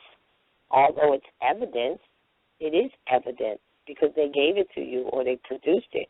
And it appears real because they gave it to you and they produced it. But it is false evidence that appears real because they are forbidden from, first of all, in the matter of the warrant, as we said, it has to look like a certain thing described a certain way with the raised seal, the signature. And in the case of a municipal so-called warrant, it's not even a warrant. It's a bill of exchange or a bill of attainder. And Article 9, Section, I don't know what you call it. They are forbidden from producing it. So this is what we have to know and stop allowing them in generations to do these things that we accept as being all right. It's not all right. But they think it is, and they've been feeding themselves and their children and stealing violating not just what's written down for them to follow, but infringing upon your liberties with it for generations, and no one said anything. So they're going to continue to grab your children and continue to violate them, because that's what they do, because they don't produce their own either. Yes, go ahead. But just correlating that back, that's also, relative to what Christianity is about, because, like, the municipalities are Roman venues, and the first church was established at Rome, so-called Rome, and, like, it's the same thing, just going back, correlating with the birth certificate. Like, we was discussing this a couple of months ago about how, that was the original purpose of vital statistics, and that the birth certificates were originally recorded with the church. So, like, when they told sis that, you have to have a state ID or this, that, the third, like, we really got to understand how important, it's not really important, but how relative Christianity actually is as far as, church, state, municipal domiciles, quasi-national domiciles, because that's really what it is. They are basically, inflicting or trying to force that upon the people, and in different aspects. And even if you don't go to, quote, church, you know what I mean? Like, some of these courtrooms, like we're saying, you know what I mean? They some of them is old churches, like, and earlier just correlating back, there's definitely multiple, quote, jails that look like college universities, you know what I mean? All of these different things, and these are definitely foreign European institutions. And when we mention Christianity, of course, it's not, anybody's personal belief, but just what it really is, what it really is about. Also, I just wanted to add on, when you talk about birthrights, and this is our ancestral estate, you think back, we was always working the land. Like, I just personal experience from yesterday, I didn't even know this route. And there is, like, more or less inland, just a little bit off the seashore, maybe an hour or so in, there's this cranberry field where Ocean Spray cranberry juice, actually gets their cranberries from. And they had crates stacked high as, like, maybe 8 stories of cranberry juice just off the land out there. You know what I mean? And it made me think, when they say we was, like, we know we're not the slaves, but when they try to tell the story, like, oh, we was in the field picking and growing crops, like, when you think back, we always did that. They was just there trying to steal an ancestral estate, as they always did, if you will, reflect in a certain aspect at some points in time. So it just made me think back, like, there's so many industries, so many arts, but it definitely would take a high volume, unified concept. It's just so much wealth from the land itself, just this planet Earth itself, that we don't even know about. Buses, public transportation, things of that, it's not accessible, you know what I mean, of how beautiful to the public, basically, if you're not navigating or exercising right to travel. There's just so much to the land, and how important nationality is in conjunction with that, and enjoying all of these birthrights, opposed to, the wardship from those different doctrines and institutions that are really Christian in nature, like, and that's the truth. And with that, I give the floor, man. Yeah. Well, we got like 21 minutes left to the live internet feed. So what we're going to do is, I first want to say, you might want to start calling in, because that internet feed is going to go down at 11:30. So you want to call into 347-945-5899. See if you can get into one of the free lines. If you cannot get in, wait until 12:30, and you will be able to, or anytime after 12:30, you'll be able to download the entire broadcast and listen to the last hour. So what we're going to do now is we're going to take some of our callers that have been waiting in the queue to either ask a question, make a comment, and if you would like to ask a question or make a comment, press 1 on your telephone down, and we will take your call. So our first caller 480-495. You're live on the air. Please state your appellation at Northwest Maxim.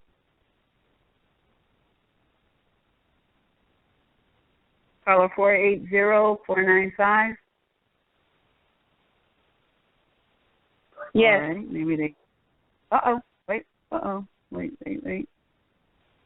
Islam, are you there? Islam, caller 480. Hello? Yes. 495. Yes. Islam, can you hear me? Yes, we can hear you. Islam, Hello? we can hear you. They hear you clear, sis.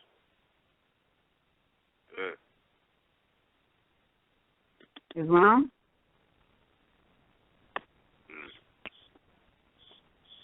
Hello? All right. Yes. Answering you.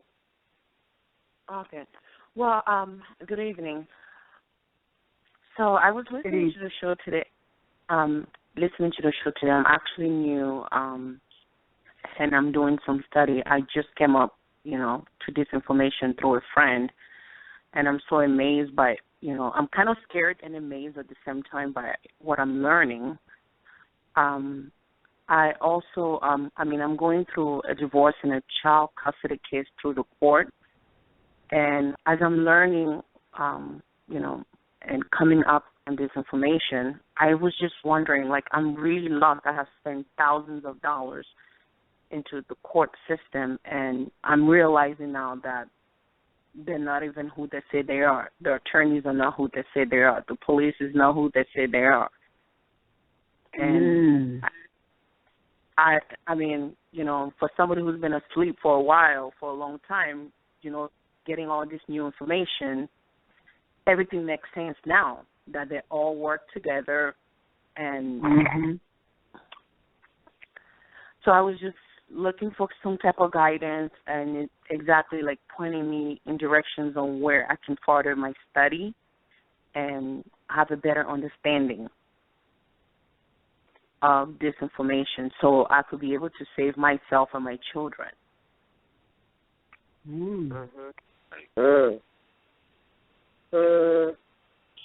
What's your background as far as study? Have you studied RVBankPublications.com? Yes, that's actually where I started. Gotcha. Well, yeah, I would say honestly, study everything you can. Law. I don't know if you have. I don't like everything. Everything is relative. You know what I mean? Specifically, the main thing it all is going to boil down to is enforcing the Constitution, and just keep in mind. Just in the summary, everything you study, whatever pertains to you, you can enforce that through the Constitution via the 9th Amendment. Okay. Because I was. Right. I'm sorry, but I went to our court system today, and because I'm trying to remove my case out of that court system and actually move it to where, So the judge basically took my children and gave it to their father, who lives in another state. So and the kids were born in Arizona, in my state here, and I have spent. I just need help because I have spent countless hours and just money. And I went there today asking them if I can move the case from that courtroom and take it to a Supreme Court case, court, where my constitutional rights are actually being used instead of, So basically they told me, well, there's nothing you can do in regards to it. This is where you belong to this jurisdiction. And I'm like, no, I do not belong to any jurisdiction that violates my constitutional right. Mhm. Mhm. Mhm. And they ignored. Yeah, go ahead. They ignored that, and they basically called like a bailiff to kind of throw me out because they were just like, no, there's no way.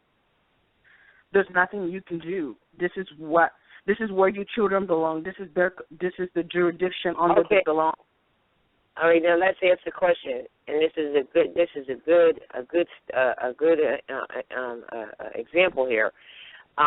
First of all, they told you, no, you belong to this jurisdiction because you're counted, as we said earlier, as a member/citizen of that. And of course, they're not going to tell you, oh, sure, yeah, you can do that, because they're not government. They're theming and pretending to be while they're trying to rape you of your liberties and make finance off of you and your children at the same time. And so, and they have reason to do that from all of us, because we originally, when you had your children, you didn't know. Like, you're still, like you understand, even though you're saying it now, that you could never ever say that, yeah, this is my state, Arizona, or whatever it is, and I think you know the difference. You can't say that you're not in your jurisdiction until you speak that you're not, because you're on the American land. You're a Moorish American national. This is the American land, and they're talking from the United States of America and the corporate establishments that were established underneath the states of America, and then they operate on the charters, and they operate as if they are government because they know other people don't know.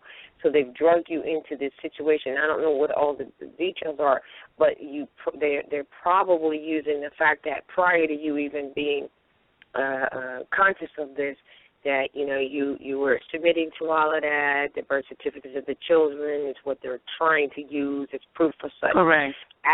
Correct. Exactly. That's why we keep telling people that that's an assumption, and law is nothing to be. You can't assume stuff, because the birth certificate is really an instrument that absolutely proves human trafficking. And a lot of people are taking the birth certificate and saying, I'm going to authenticate it. Well, we need to not touch that, because you don't authenticate that which is void from the door. It's a void. It can never, once you understand this, it can never represent you, be you, and it never was you. So what you would have to do as a mother is you would have to, from your heart, your soul, and your spirit, what you already feel, you have to be able to, express that verbally and, more importantly, in written form. Yeah, but nobody's listening to me. No, they're not listening. No. The people that you say are not listening to you are not going to listen to you. They are looking at you as being their property and your children. Correct. So they don't want to listen. You were right when you said, let's take it out of this venue, because that venue that you're in is a inferior quasi-national domicile venue, and you're not, especially as nationals, you're not in that venue. You can't be a national trying to get something solved from that perspective. And because they're rotten criminals, because they've been getting away with this for so long, they will not want to ever admit or acknowledge. So you're going to have to do it, and you're going to have to move it, and you're going to have to stop talking to them as if they have any ownership just because of the piece of paper that they think they have ownership on. And I'm not sure how else to get that across. I don't know, and if you want to add something to it, it's like you're going to have to take what's in your heart and your soul and what you're finding out, and you're going to have to effectuate it strongly and let them all know, even though letting them know, it's not really the thing. You got to always be in an intelligent tone, but you're going to have to act as if you know that those people that are telling you this is a good way, those people that are telling you what you need to do, you need to look at them as your children. Let me ask you this. Sister. What is your nationality? I'm African. How many nations are in Africa? How many nations are in Africa? Well, I'm from West Africa. That's why I was born and grew up. Okay, but you're in Northwest Africa. If you're in the North American continent, this is Northwest Africa. But go ahead, Anita. I don't want to cut you with that. Go ahead. Like I said, I'm still new, and I'm still learning, and I need to know who I am. It's all right. It's okay, really. Well, see, here's the thing, sister. Nationality is everything.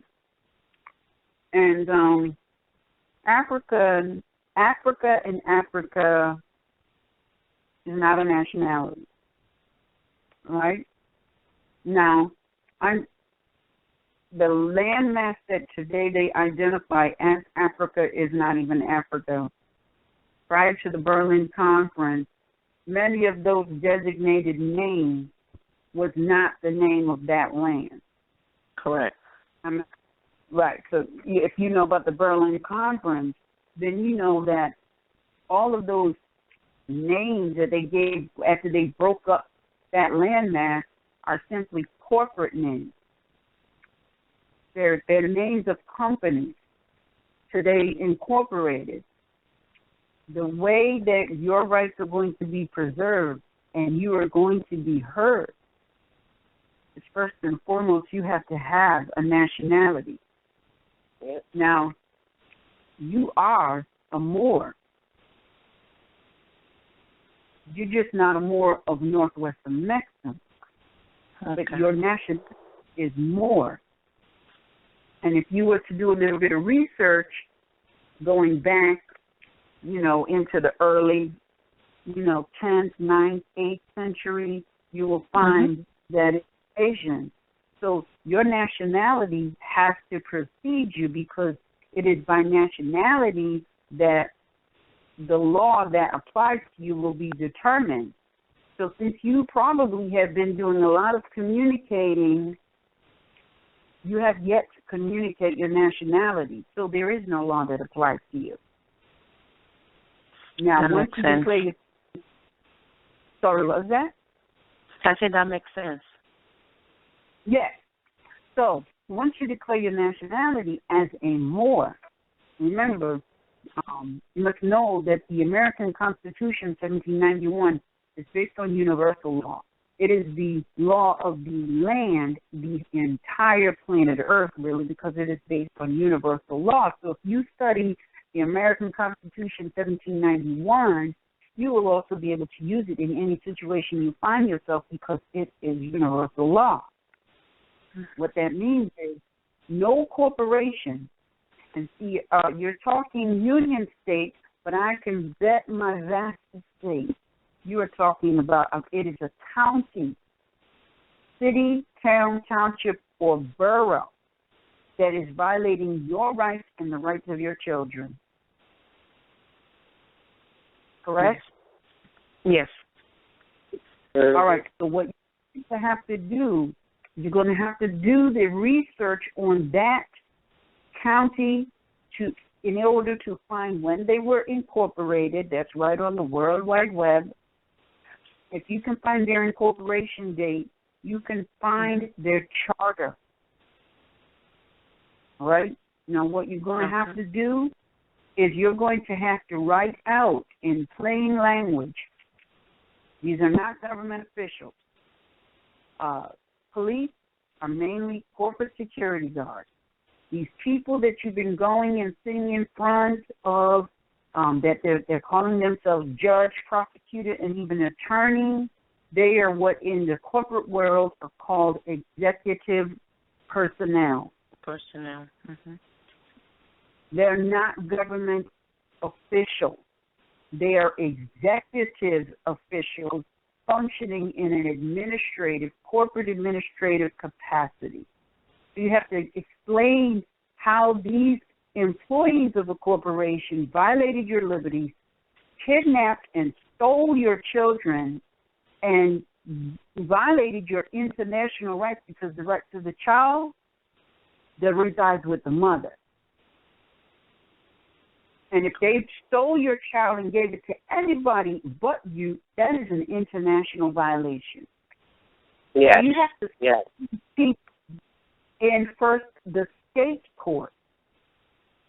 And if you present it from a constitutional perspective, they will be hard-pressed to deny you. But even if they do deny you, you can then bump it up to the Supreme Court, because your initial document, your initial complaint will be constitutionally based, so you won't have to rewrite it. You will just have to present the introduction and then reference everything that you have sent as Exhibit A, B, C, D, E, F, whatever. You went into Macy's or Walmart. Walmart is almost everywhere. McDonald's. And anybody violated you in the manner, in any way, shape, or form, you would know exactly what to do. You would sue them. You have to do the same thing, because this is a corporation violating your liberty. Kidnapping your child or children. That's human trafficking, because they're not doing that for free, right? Yes. Everything was done based off an exchange of income. So when you look at the magistrate, the prosecutor, if there was one, and the attorney, you will find every last one of them works for the county, city, town, township, or borough corporation. Correct. That's human trafficking, because they all got paid at you and your children's expense. Correct. That's also genocide, because one of the articles of and you can look this up, United Nations Convention on Genocide. The one of the articles states that the removal of children from the home that will lessen the community or the child or something like that. But it's right Actually, here. Deeper than that. Let me just say it. It says removal. There shall be no removal of the child from their home under no pretext. That means they can't think of nothing that would justify removing the children from home. That's what it is. Yes. And what was the name of the article again? That's Rights of Indigenous People. It's actually Rights of Indigenous People, but it's also United Nations Convention on Genocide. Yeah, it is. Mm-hmm. And when you declare your nationality, that's what's going to make it international automatically. Because, like, you know, as he was saying, that African is not a nationality. So when you declare your nationality, your official nationality, this is where this law also starts, you know, applying. To apply. Mm-hmm. Yeah, because you got to remember, as society begins with family, so does authority of government. So whatever your nationality is, nobody really has jurisdiction over them if they're of another nation or not your direct family. But whatever it is, so that's why nationality is important. Okay, so how do I declare my nationality, though? Where will I get that information? You have to first declare yourself, because that's what declare means. You have to declare yourself. And then when you start writing, and the other thing I will tell you, these people, they don't hear you when you talk. They hear you when you write. Mm-hmm. And you cannot write just to them. When you write, you have to CC anybody and everybody. That means you're CCing the governor, the attorney general, secretary of state, because this is a corporation. You're notifying the major insurance companies, because they have to have indemnity insurance somewhere. You're notifying the FBI because what they're doing is fraud. You're notifying the United Nations International Criminal Court and the World Court because they're engaging in human trafficking. You're also notifying Interpol because Interpol takes special interest in human trafficking as well as genocide. You're going to also send it to various embassies around the world because they need to know what these employees of under the purview of the United States of America are doing. I should say corporations. Because, like I said, the Constitution was written to protect the people from all corporations. That's why it's really not the state or the feds that are doing anything to the people. It's the county, township, and we have to get clear on that. Because if you mistakenly implement the wrong entity, you can become liable. Okay. We have to be clear. So I would do that. Because let me tell you, once you proclaim your nationality or declare your nationality, your children automatically become of the same nationality as you. Because everything is based on mother, and that's why they attack mother especially. Yes. Always been about mother. Yes. Now, thank you. What is the nationality of their so-called father? Well, he would be considered African American. So. All right. Can I ask you a question? Before you go on, I have a serious question I'd like to ask. Mm-hmm. Like, why would you be considered African and him African American? Well, I mean, based on the paperwork he filed, that's the information he put on there. So I'm just going based on that information, that he considered himself African American. Right. But you don't. Got you. But, you know, she's under the same mental conditioning as you, as we have all been. Because right. None of us have known that this whole. I did not even know myself. I know you did. I got this information, and I was like scared because I'm like, oh my gosh, like what was I doing? You know, because my twins, like the birth certificate, the social security number, so like the things that I thought that's what I needed. Because, you know, when you give birth, they just show up and like, oh, you know, we're here for your application of your child's birth certificate, and then you start signing papers and writing stuff and not even knowing what you're signing and giving fingerprints here and toe prints here, and it's just all this information that you are voluntarily giving them. That's right. Right. Yeah. And that scared me because I, as a mother, my first duty is to protect my children, and here I am just volunteering information about my children to people that I don't know. Now, I just want everybody to be clear. She said voluntary, and a lot of people might take that and run with it. Oh, she voluntarily put herself and her children in slavery. No. She's using the word voluntary, but really what was happening is she was being coerced into giving up information that was detrimental to herself and her children without adequate disclosure. Now, the fact that it was coerced means it was a trick. And the fact that much information was withheld means that was a trick as well. All of that, even if it was only one thing that they did, such as coerced her, it makes everything null and void. True.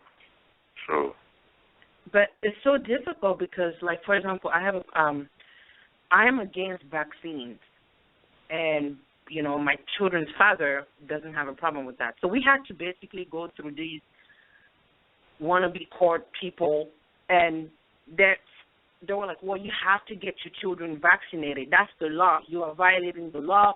You're not protecting your children.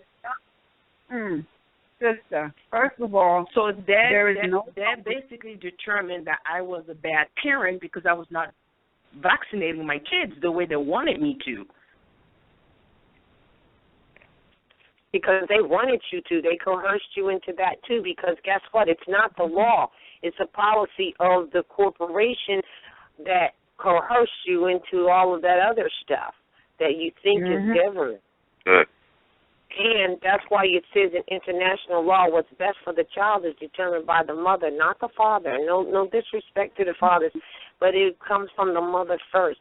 But if she's not in her right mind, and I'm not saying that you weren't, but they will try to treat you that way. You understand what I'm saying? Then she'll do things like you did it because you didn't know any different or better or whatever, but now you see clearly. And guess what? That's called nunc-pro-tunc, N-U-N-C-P-R-O-T-U-N-C, 3 words. It means now for then. Like, oh, I realize now. So since all that is void, as we're saying, it's all void because they coerce you. Threat, duress, and coercion. That means that even if you did agree to something, it is now voided because it was done under threat, duress, and coercion. You see? Indeed.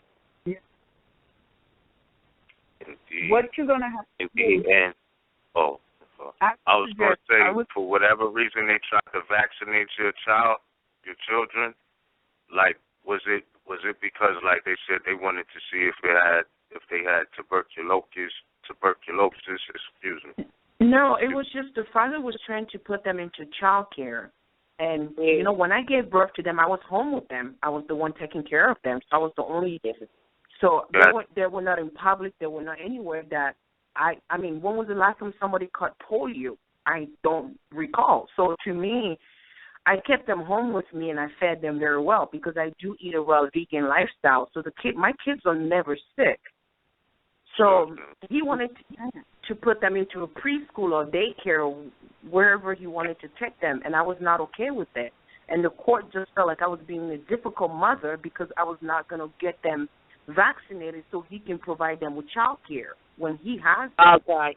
Did you breastfeed your children? I just wanted to know. Did you breastfeed them?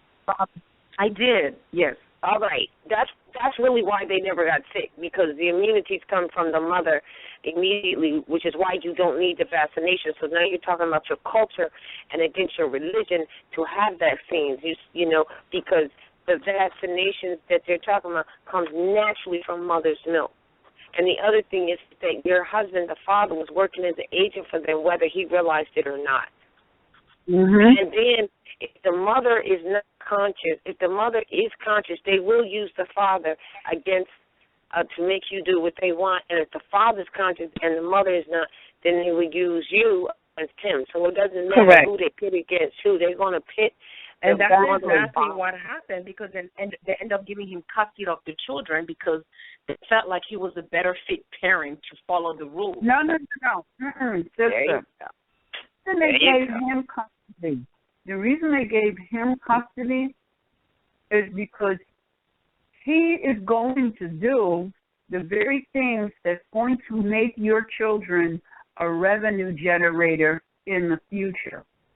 For example, if they get those shots of poison, it's going to have a negative effect on them in their health. You said you're a raw vegan, which means they're raw vegan. If you changes their diet, they're going to have certain medical conditions. Along with those medical conditions comes the pharmaceutical industry, the insurance industry, the hospital industry, and of course they're going to have to be in the the so-called educational industry, so that they can get the mental conditioning that continues them eating things that's going to generate revenue, have the mindset, attitude, and action that's going to generate the revenue. So it's never a point of, who is the better fit parent. They don't give a crap about if the parent is fit or not. They only care about generating revenue. Because if they really was concerned about the parent being fit, they would investigate your position to see if it was in the best interest of the child. But I'm sure they didn't do that. They did not do that.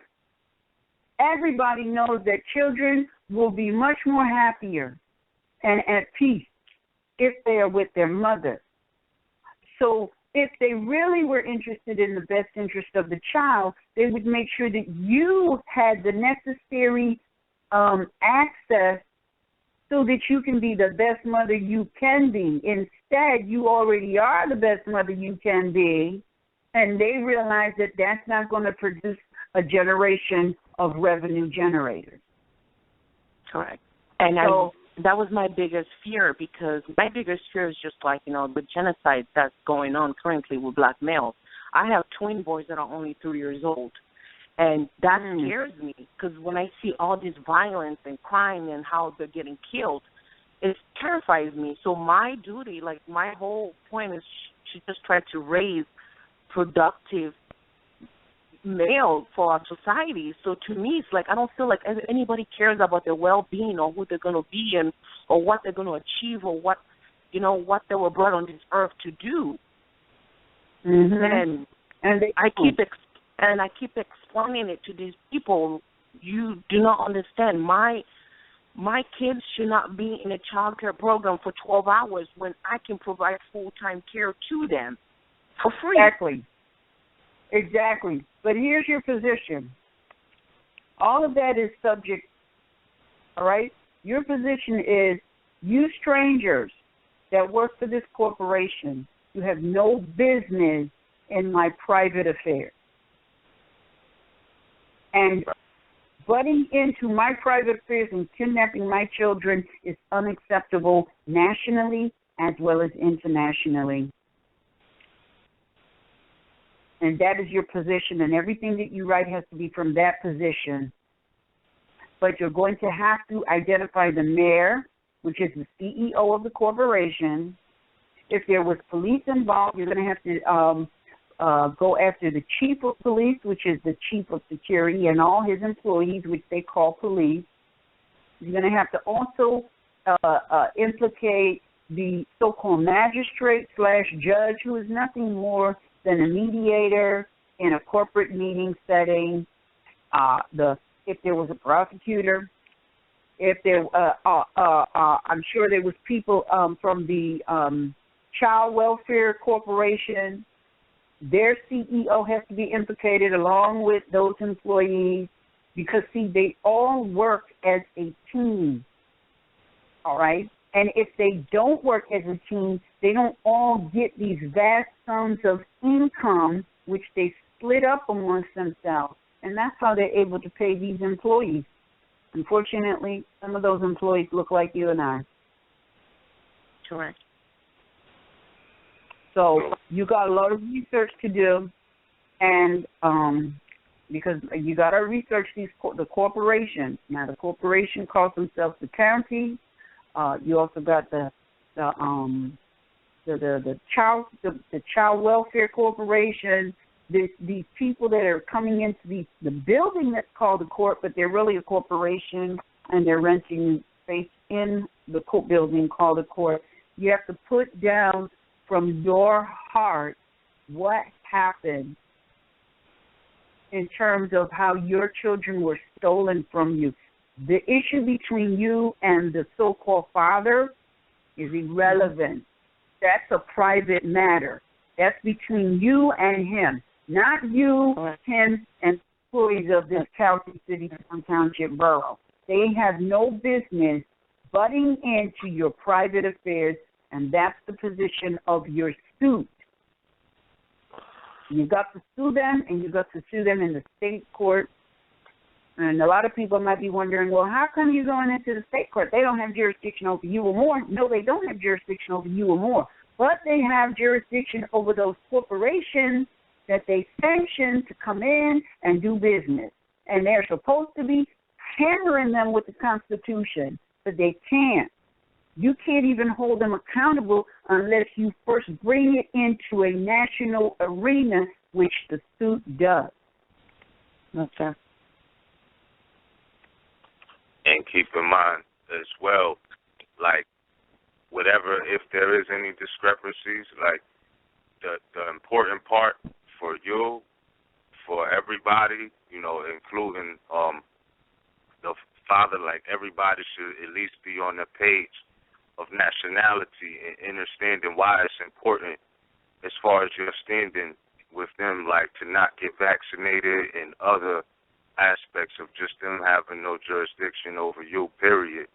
As far as understanding who they are, and everything you can about Moors, like in your study, like include the history with it too, because just if you look in your law dictionary, it affirms that nationality determines your political status, and your domicile determines your civil status.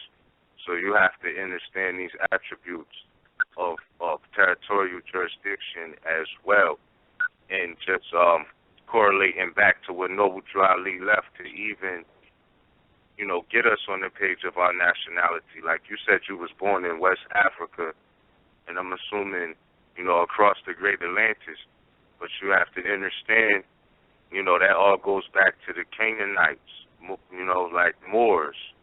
These are all Moors on both sides of the Atlantic, and that definitely has standing in international law, and the right venue, at least in the right venue.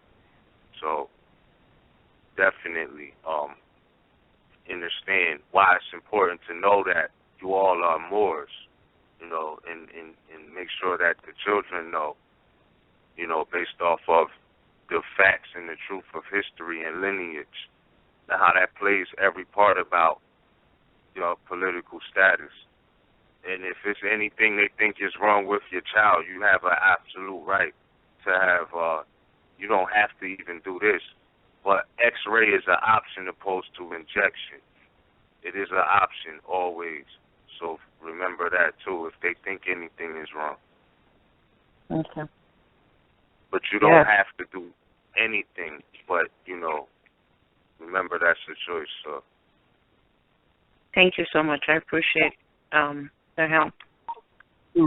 Now make sure and go and grab, you can get from the United Nations, and it's on the internet, United Nations Rights of Indigenous People, because there is, I have it written down in my, in my hard copy, but there's specific articles in the Rights of Indigenous People which specifically address the mother and the child and how they are to be let alone. Not only are you to be let alone, they're supposed to ensure that you have everything you need as a mother with a child, which means, and if you read it, it's letting you know that they're receiving income from an international level so that you, because you and your child exist. Yeah. I mean, the paper that I filed in court today, I don't mean to interrupt you, but I did use Article 7 of that, what you're talking about, Article 7, and I think it was the second one on Article 7. And I did let the court know today that, because I had to write a paper to the judge in order for him to even talk to me today. Yes, that was great. I'm going to read it. Used on there.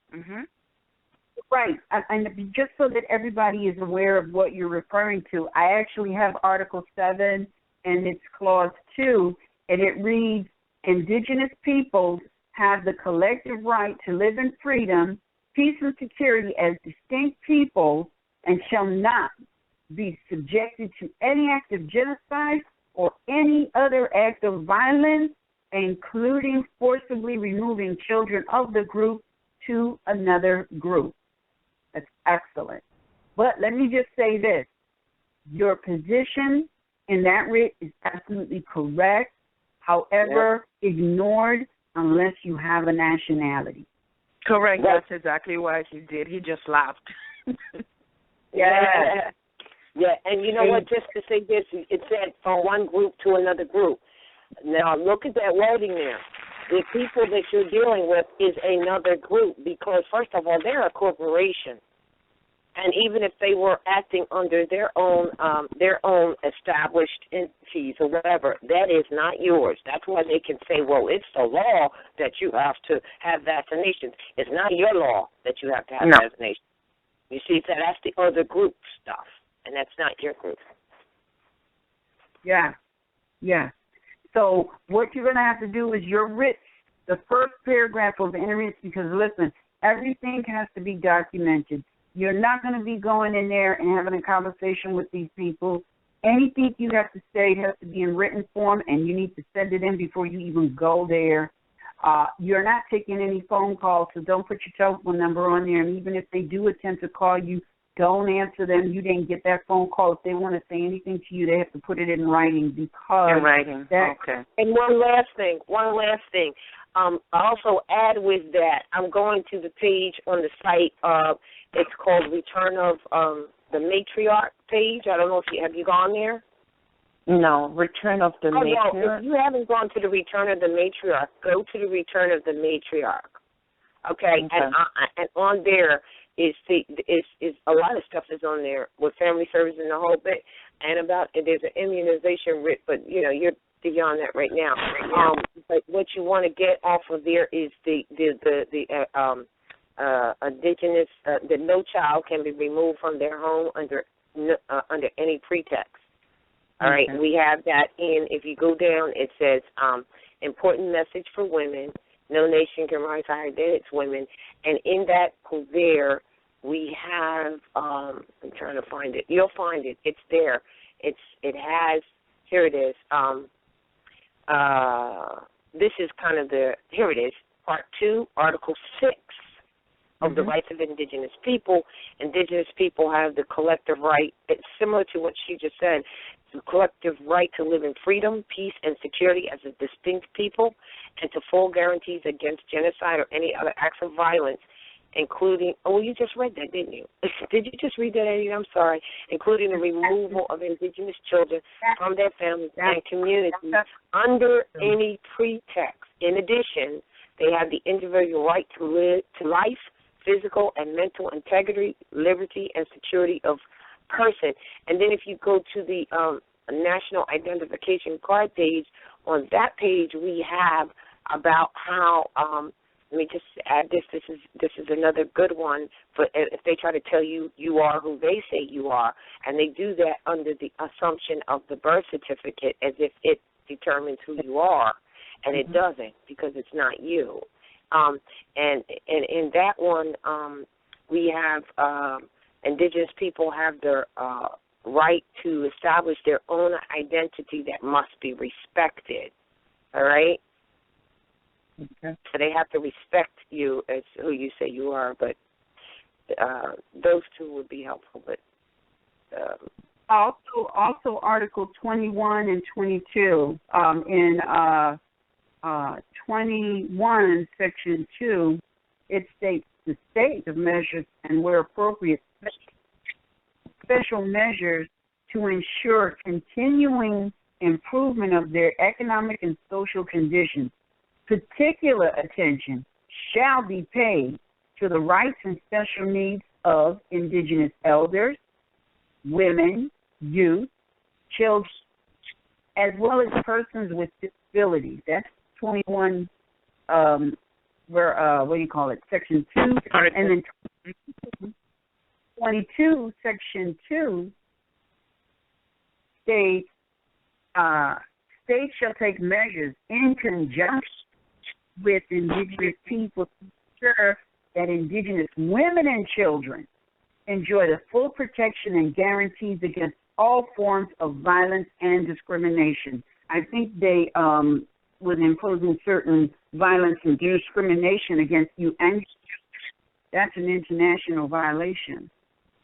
So go through the rights of indigenous people as well as the United Nations Convention on Genocide, and implement some of those, that's law. And your bit that you're going to write, but you, sister, are going to have to write the suit and recorded in a state court. There's no attorney that's going to do that for you because all of the attorneys, they work from the various corporations violating you and your children. And also understand. I don't know if this is that important at this point in her game and where she is, but because a lot of people, anybody can deal with the indigenous rights, but we are also Aboriginal and Indigenous. In other words, if you're Aboriginal, you're automatically Indigenous, but all Indigenous people are not necessarily Aboriginal, and that means that ties you to the land estate, and this is what ties Moors here to the American land estate, because we're the Aboriginals here. We're really the Aboriginals on the entire planet, because no matter where you go, all the ancestries, and that means Japan, China, anywhere, are melanated Moors, and Moors being operatively the first navigators on the planet. So, all right? Okay. Thank you so much.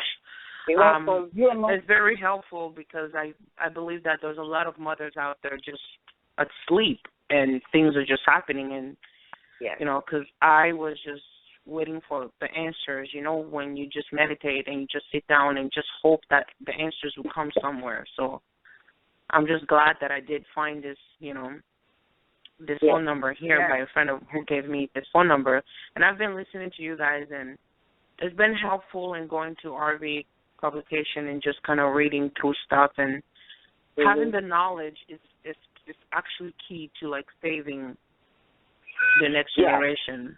Yes. That's why Yeshua, which people call Jesus, said, "My people suffer for lack of knowledge." You're absolutely correct. Yeah. So I do appreciate it, and I appreciate the work that you sisters actually do. And you too, brother, I appreciate your help.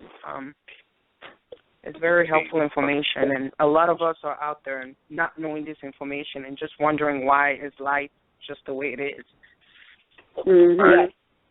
And they predicted that too. They said that many, and they're referencing the time period that many shall go to and from the earth seeking knowledge, and knowledge shall increase. But in the King Alfred plan, they say that many will know that something is wrong, but they will not know what it is or what to do. Exactly. So and I knew something was wrong. I knew the first I walked in there. I said, "This is not right." I knew it. But you feel it in your heart. You don't need anybody to tell you when you're violating. You know, right? You do, but you just, because you're just trying to, where can I get the answers? To me, I just knew something was wrong. The way they were talking and the way everything was set up, the way they were going into the chambers, and I'm like, well, you're supposed to be my attorney. Why are you talking to the judge before court? So and why aren't you present? To me, it just didn't make sense.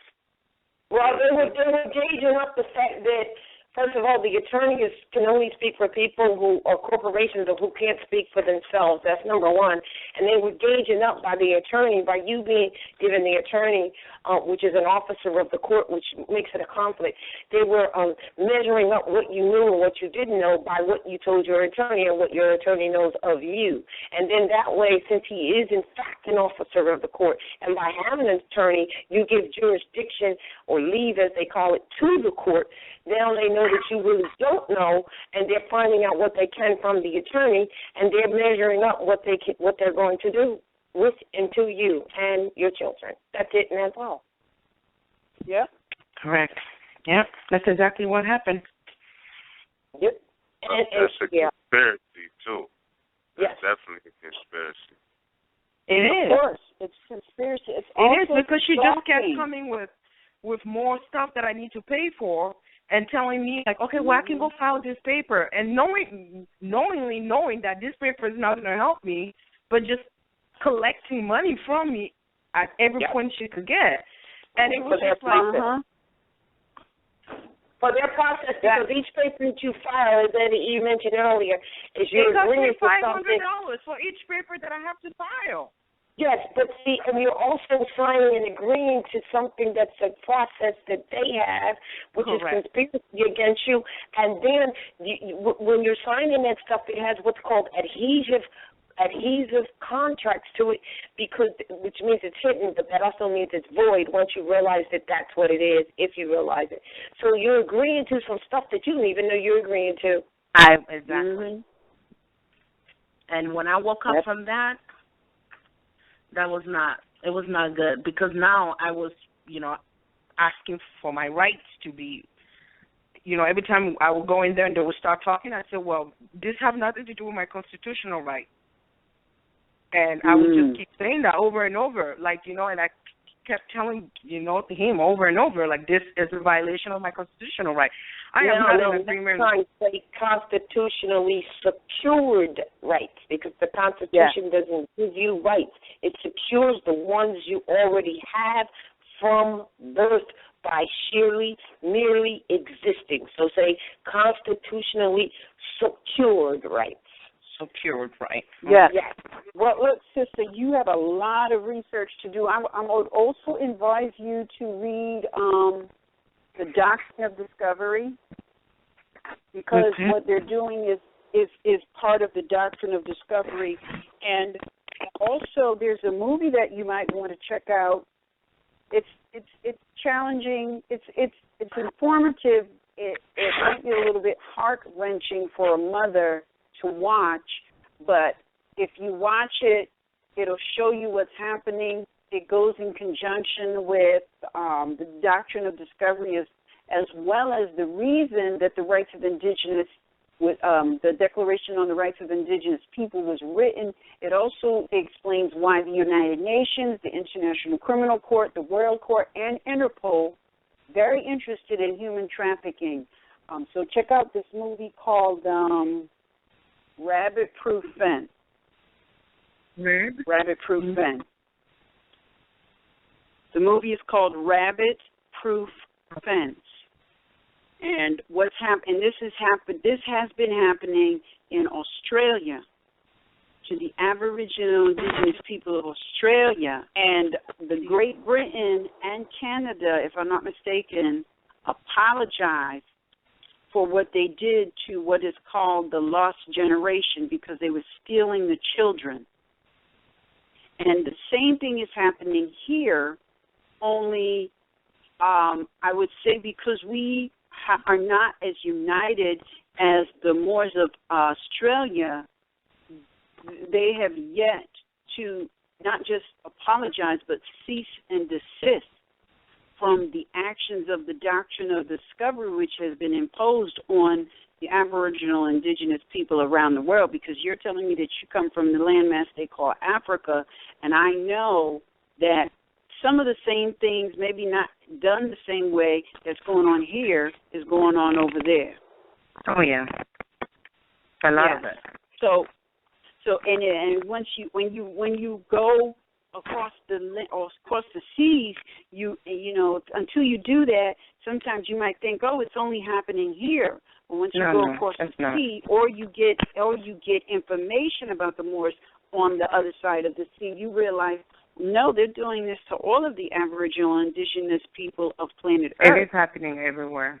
Because I remember when I was little, they were coming in and vaccinating women because they believed that we bear too many children. So they had this whole vaccines and basically telling us, oh, they're vaccinating us against tuberculosis, or they're vaccinating us against HIV. And they were just lying. It was just young girls, because I remember, I think I was like 7 years old, and every single person that had a daughter was hiding their daughter. And I have friends today that cannot bear children due to the fact that they were vaccinated by that vaccine. So that's where my apprehension comes with vaccines, where I'm just like, I don't know what these people are giving to my children. I don't want it. Because that's what they were doing. They were coming in with like military trucks. I still remember this like so vividly. And just lining up every single little girl from age 3 years old till 15. Wow. And just vaccinating them and a lot of young girls are like, now, they're older, they're like in their 30s, but they can't have children because of those vaccines. Yes. Yeah, and the reason that they do it so young is because in their mind, in their world, they have this thing called statute of limitation.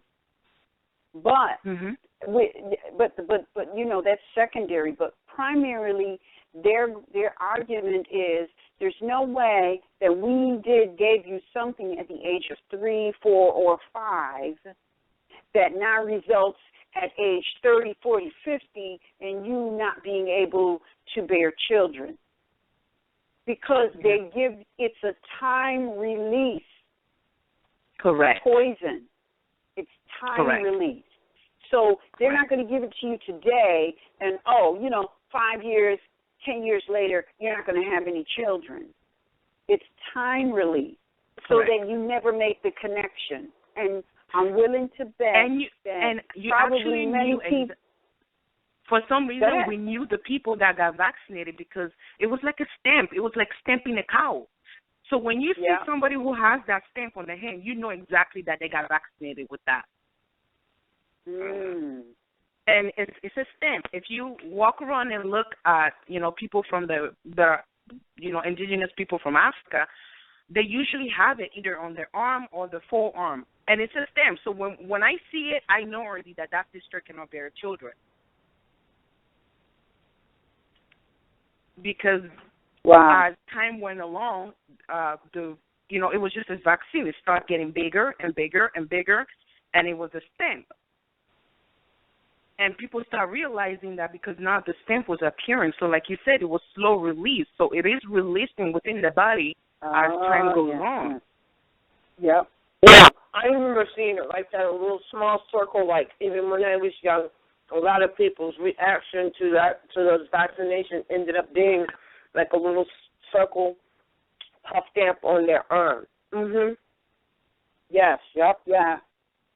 And it used to be that, and I know it probably still is, they wouldn't give you, like if you were trying to leave certain parts of the earth, they would not allow you to travel unless you agreed to this inoculation. X-ray. Before they used to call it immunization, they called it inoculation. And they also show you this, for example, like not necessarily us, but there was a time when people who came through Ellis Island, if you didn't come through Ellis Island and then get inoculated, you wasn't coming onto the land. They wouldn't allow it. But sister, you've given us quite a bit of information, even though we've probably also given you some information, and it shows us that sometimes we might hear things going on over here, and we think it's happening only over here, but it's not. It's happening everywhere. And the target market is those melanated people, the Aboriginal and Indigenous people, whether they know they're Aboriginal, Indigenous, whether they know they're Moors, they are the target market because we're the original people. We got the full package. And I think that we're understanding that now. I mean, because I feel like, they come in, they study us, and they bring all this nonprofit organization stuff, and they're studying you. They learn your language. They know exactly what ticks you off. They know what makes you happy. So people are starting to wake up now and say, no, this is our land. You just cannot come in here and try to study us. We're not some study. Yes, exactly. Well, sister, I thank you so much for your call. And also, you might want to check out, we have Sisters Standing on Law, which is geared towards the sisters. And let's see, I think, we got it coming up this Sunday on the 20th. We're supposed to be talking about we're supposed to be going through the Treaty of Peace and Friendship, but I think what I'm going to do is I'm going to push that back to October, and we're just going to have another type of conversation on the 20th, and in October we'll start the Treaty of Peace and Friendship. So make sure and check us out this Sunday at 1 p.m., same call-in number. Okay. All right? All right. Well, I thank you so much for the call, the information, so much. and the conversation. Yes. All right. Peace and love. All righty. All right. Our next caller 443-376. You are live on the air. Please state your appellation at Northwest of Maxim.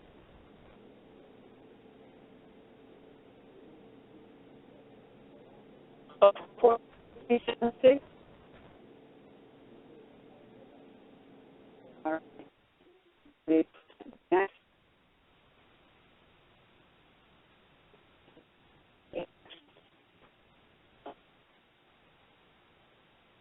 Can't hear you. We can't hear you at all. Nobody's home.